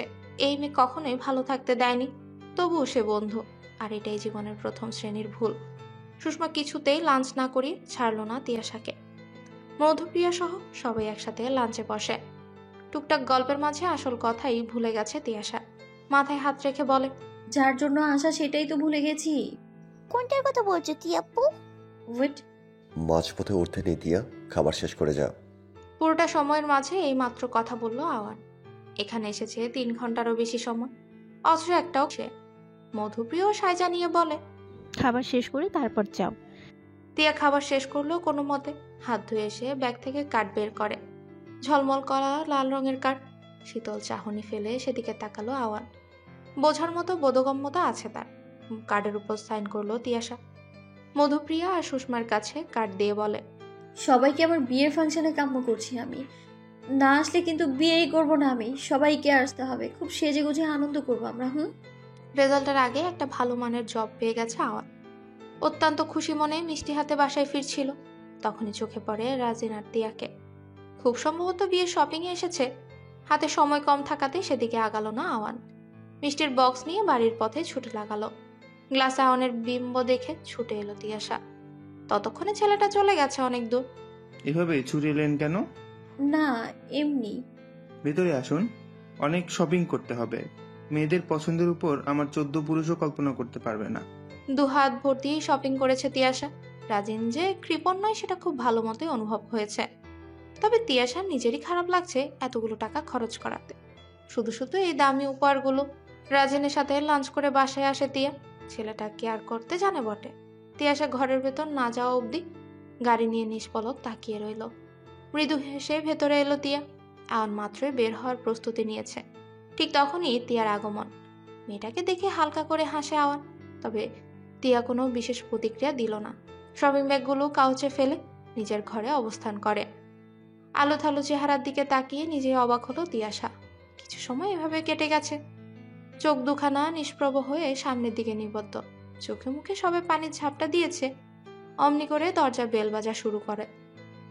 দ্বার খুলেই বুঝতে পারলো ওই পাশের ব্যক্তিটি আওয়ান। নিজেকে সংযত করলো তিয়া। মাথা ব্যথার অজুহাত দেখিয়ে কানে বালিশ চাপা দিয়ে শুয়ে রইল। সামান্য বিব্রত বোধ করছে রাজীব। আওয়ান হাত দিয়ে আশ্বস্ত করে আবার দরজায় নক করে। প্রত্যুত্তরে ভাঙা কণ্ঠের উত্তেজিত বাণী শুনতে পেল, তুই যাবি না নাকি? আমি রেস্ট নিব এখন, প্লিজ যা। আমি তো চলে যাচ্ছি, তবে রাজিন ভাই যে অপেক্ষা করছে। ফট করে দরজা খুলল তিয়া। আলু থালু দেহ নিয়ে সামনে এগোলো। রাজিনের হাতে একটা প্যাকেট, যা গাড়িতেই ফেলে এসেছিল তিয়া। ক্ষীণ স্বরে ধন্যবাদ জানালো। রাজিনের হাতে সময় কম, তাই সে সকলের থেকে বিদায় নিল। আওয়ানও চলে যাচ্ছিল, তবে তিয়াশার হাতের বাঁধনে যেতে পারল না। পেছনে না ঘুরেও আওয়ান বুঝতে পারল ছলছল করছে কারো নয়ন। তবে অসময়ে জাগ্রত হওয়া সবকিছু যে ধ্বংস ডেকে দেয়। ফট করে মেয়েটার হাত ছেড়ে দিয়ে শার্ট খামচে ধরল। রসিকতা ঢেলে আওয়ান বলে, ভাই, তোর এই অদ্ভুত স্বভাব রাজিন ভাই জানে তো? কি? এই যে উল্টো পাল্টো স্বভাব, ছেলেদের উপর টহলদারি করা। আবার প্লিজ, আমি ফাজলামোর মুডে নেই। আমিও নেই। তাছাড়া এখন আর আমার ভালো লাগছে না।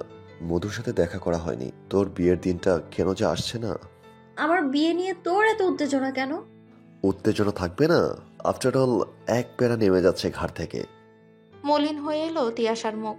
মেয়েটার থেকে সরে গিয়ে চলে যাচ্ছিল আওয়ান। পর মুহূর্তে খুন মতলবে কাছে এলো। তিয়াশার এক গাছি এলো চুল গুছিয়ে দিতে দিতে বলে, সময় সব থেকে বড় স্বার্থপর। এরা শুধু চলে যায়, তবে সঠিক সময়ে সময় আসে না। আমরা কেবল ভুল সিদ্ধান্ত গ্রহণ করি। তাই বলবো যেমনটা হচ্ছে হোক। আর শোন, ফ্রিজে মিষ্টি আছে, তোর ফেভারিট মিহিদানার লাড্ডু। সকাল থেকে অজস্র কাজকর্মের পাট চুকি এখন ঝিমোচ্ছেন তামজিদ। বাবাকে কয়েকবার ডেকে গেছে তিয়াশা, তবে ভদ্রলোক গভীর ঘুমে আচ্ছন্ন।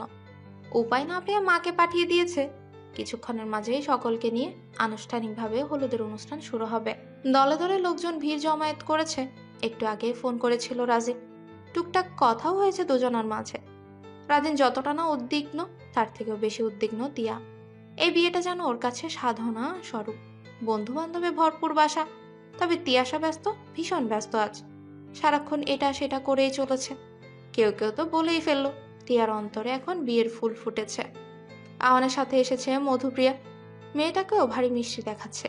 বিয়ের কোণে নাকি সব থেকে সুন্দর হয়, তবে এই কথাটা ভুল প্রমাণ করে দিল মধু। মেয়েটার সাথে হালকা আলিঙ্গন করলো তিয়া।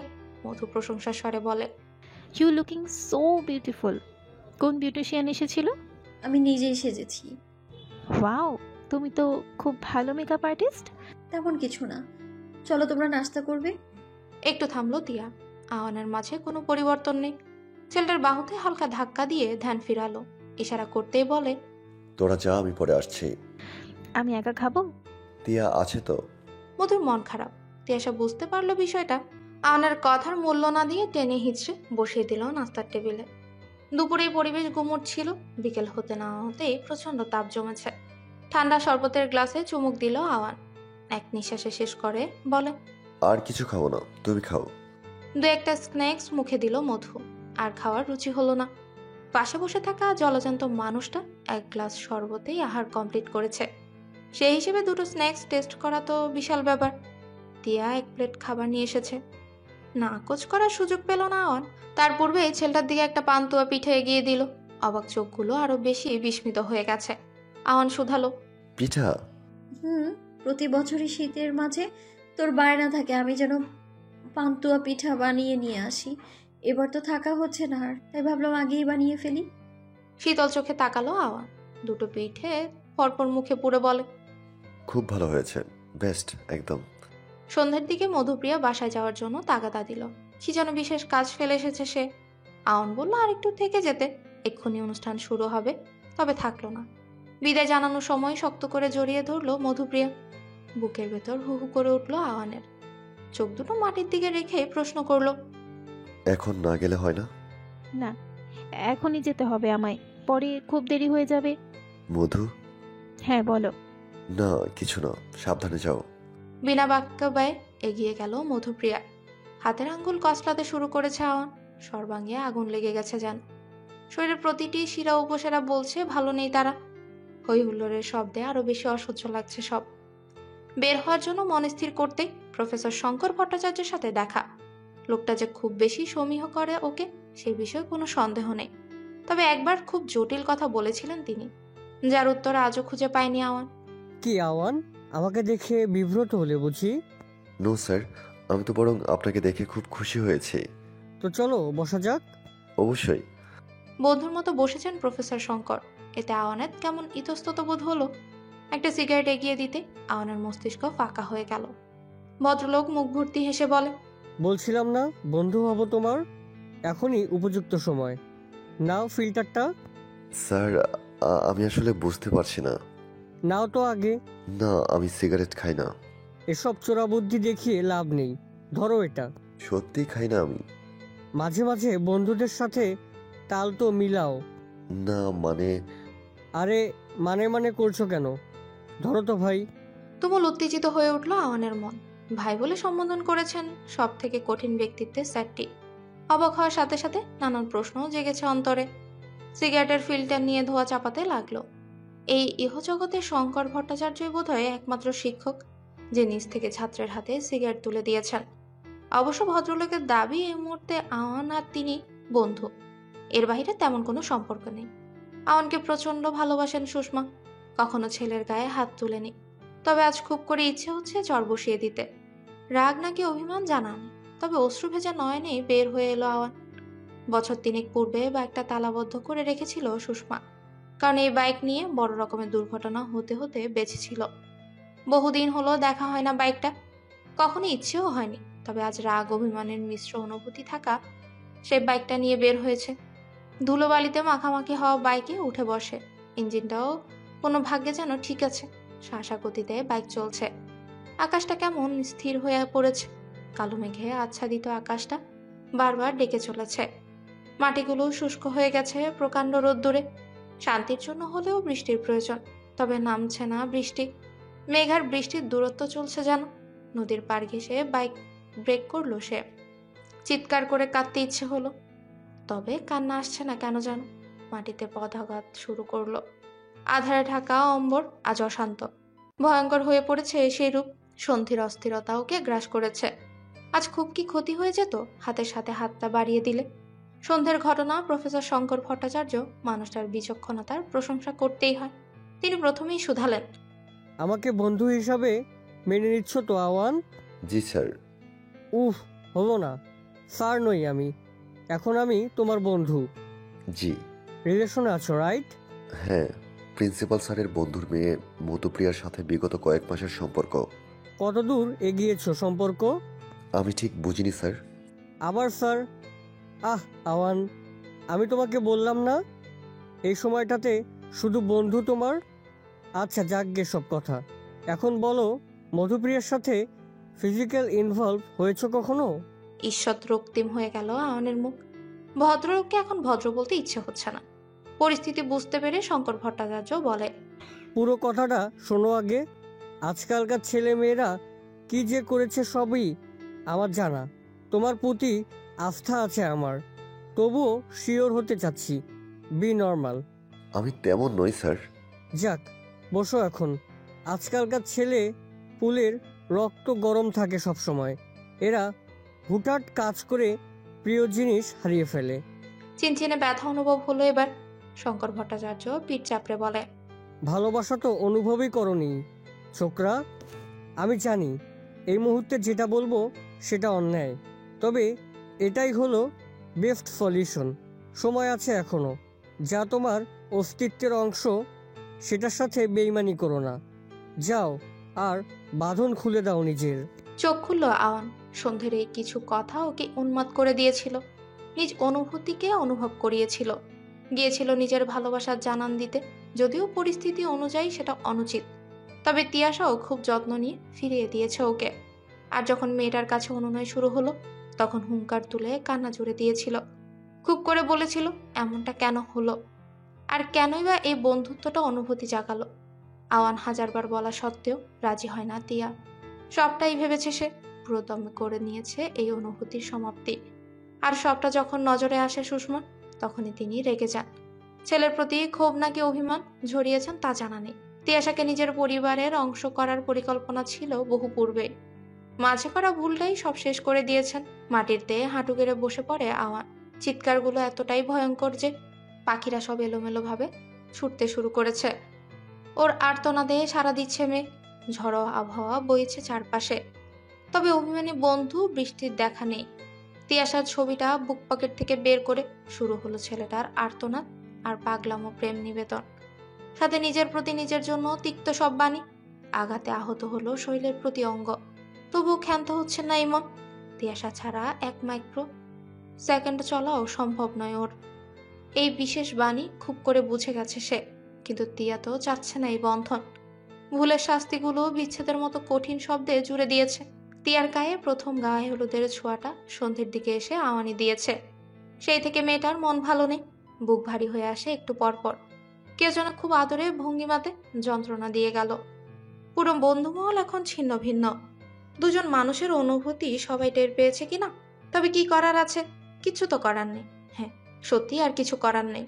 এই মুহূর্তে দাঁড়িয়ে দুটো লাইফের সাথে জুড়ে গেছে আরো দুটো লাইফ। সবকিছু চাইলেই পরিবর্তন করা যায় না। নিজ মনকে দৃঢ়তা দিয়ে বেষ্টন করলো তিয়া।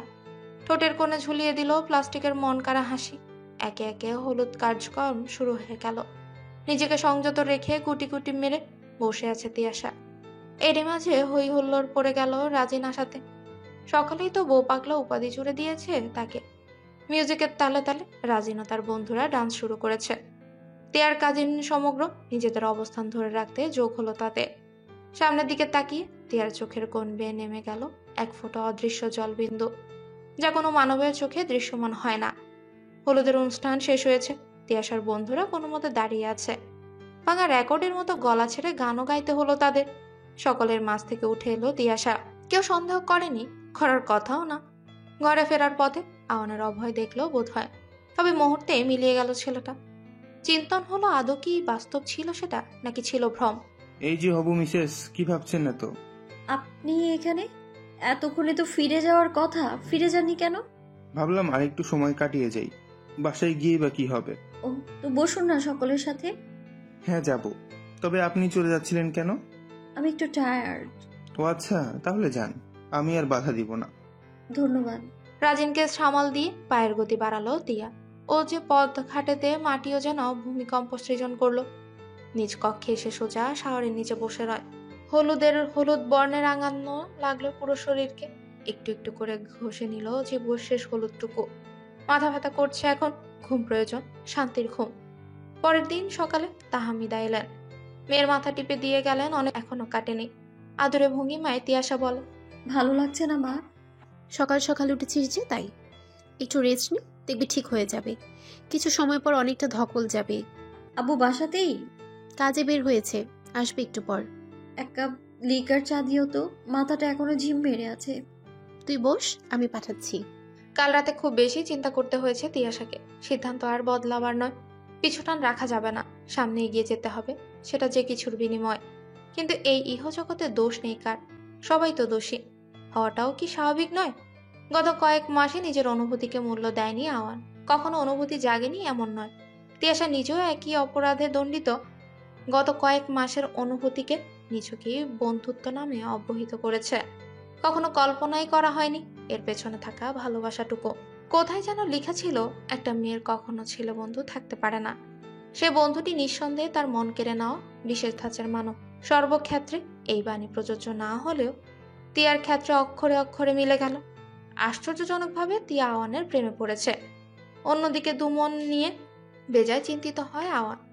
মধুপ্রিয়া তার জীবনের একটা ভুল স্বরূপ, যার আগমন ছিল কালবৈশাখী ঝড়ের মতো, অথবা খরস্রোতা পদ্মার মতো। এই দোষ অস্বীকার করতে পারে না।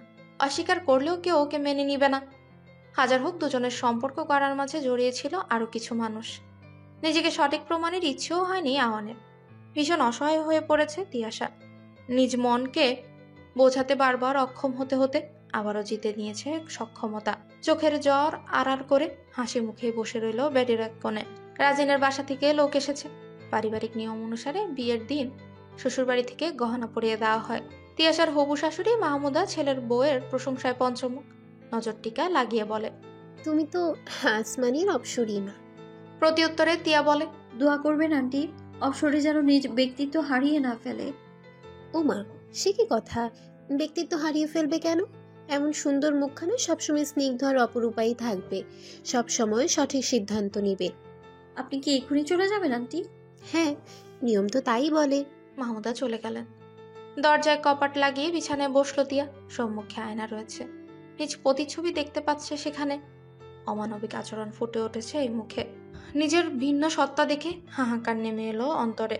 বিছানার চাদর খামচে ধরলো। ঘন ঘন শ্বাস টেনে নিজেকে স্থির করে। হাতের সরু পাতলা চুড়িগুলো ঝনঝন শব্দ তুলে পাশে ফোন হাতড়ে আওয়ানের নাম্বারে মেসেজ লিখলো। তবে হঠাৎই আওয়ানের প্রোফাইল চোখে এলো। মধুপ্রিয়ার দিকে তাকিয়ে আছে হাস্যোজ্জ্বল চেহারায়। হু হু করে উঠল তিয়ার বুকটা। হাত থেকে ফোনটা ফেলে দিয়ে অস্থির হয়ে পড়ে। এ কি ভুল করেছিল সে? কিছুক্ষণের মাঝেই বাচ্চাদের হৈহুল্লোড়ে কর্ণপাত হলো। বর এসেছে, বর এসেছে ধ্বনিতে মুখরিত চারপাশ। এখন শুধু তিয়াকে ডেকে নেওয়ার অপেক্ষা। নদীর ধারে বসে ইটার ঢিল ছুটছে আওয়ান। কোনো অনুভূতি নেই। সময় পরন্ত বিকেলের মাঝামাঝি। সবকিছু ঠিক থাকলে এতক্ষণে তিয়ার বিয়ে হয়ে যাওয়ার কথা। ফোনটা সুইচ অফ করে রেখেছে, যাতে কেউ কোনো তথ্য দিতে না পারে। সহ্য হবে না যে। অঢেল সময় পার করে মধুপ্রিয়ার আগমন হলো। অনেকটা সময় জুড়ে আড়াল থেকে সে দেখছিল বিধ্বস্ত আওয়ানকে। দুজনের মাঝে ভালোই দূরত্ব। কারো উপস্থিতি বুঝেও তাকালো না আওয়ান। আনমনে পানিতে ঢিল ছুটতে লাগলো। কি সুন্দর করে ঢিলগুলো স্প্রিং এর মতো দোল খেয়ে খেয়ে পানির সাথে মিশে যায়। এই সৌন্দর্যের কারণ খুঁজতে গিয়ে অনুভব হলো সেটা অসাধ্য।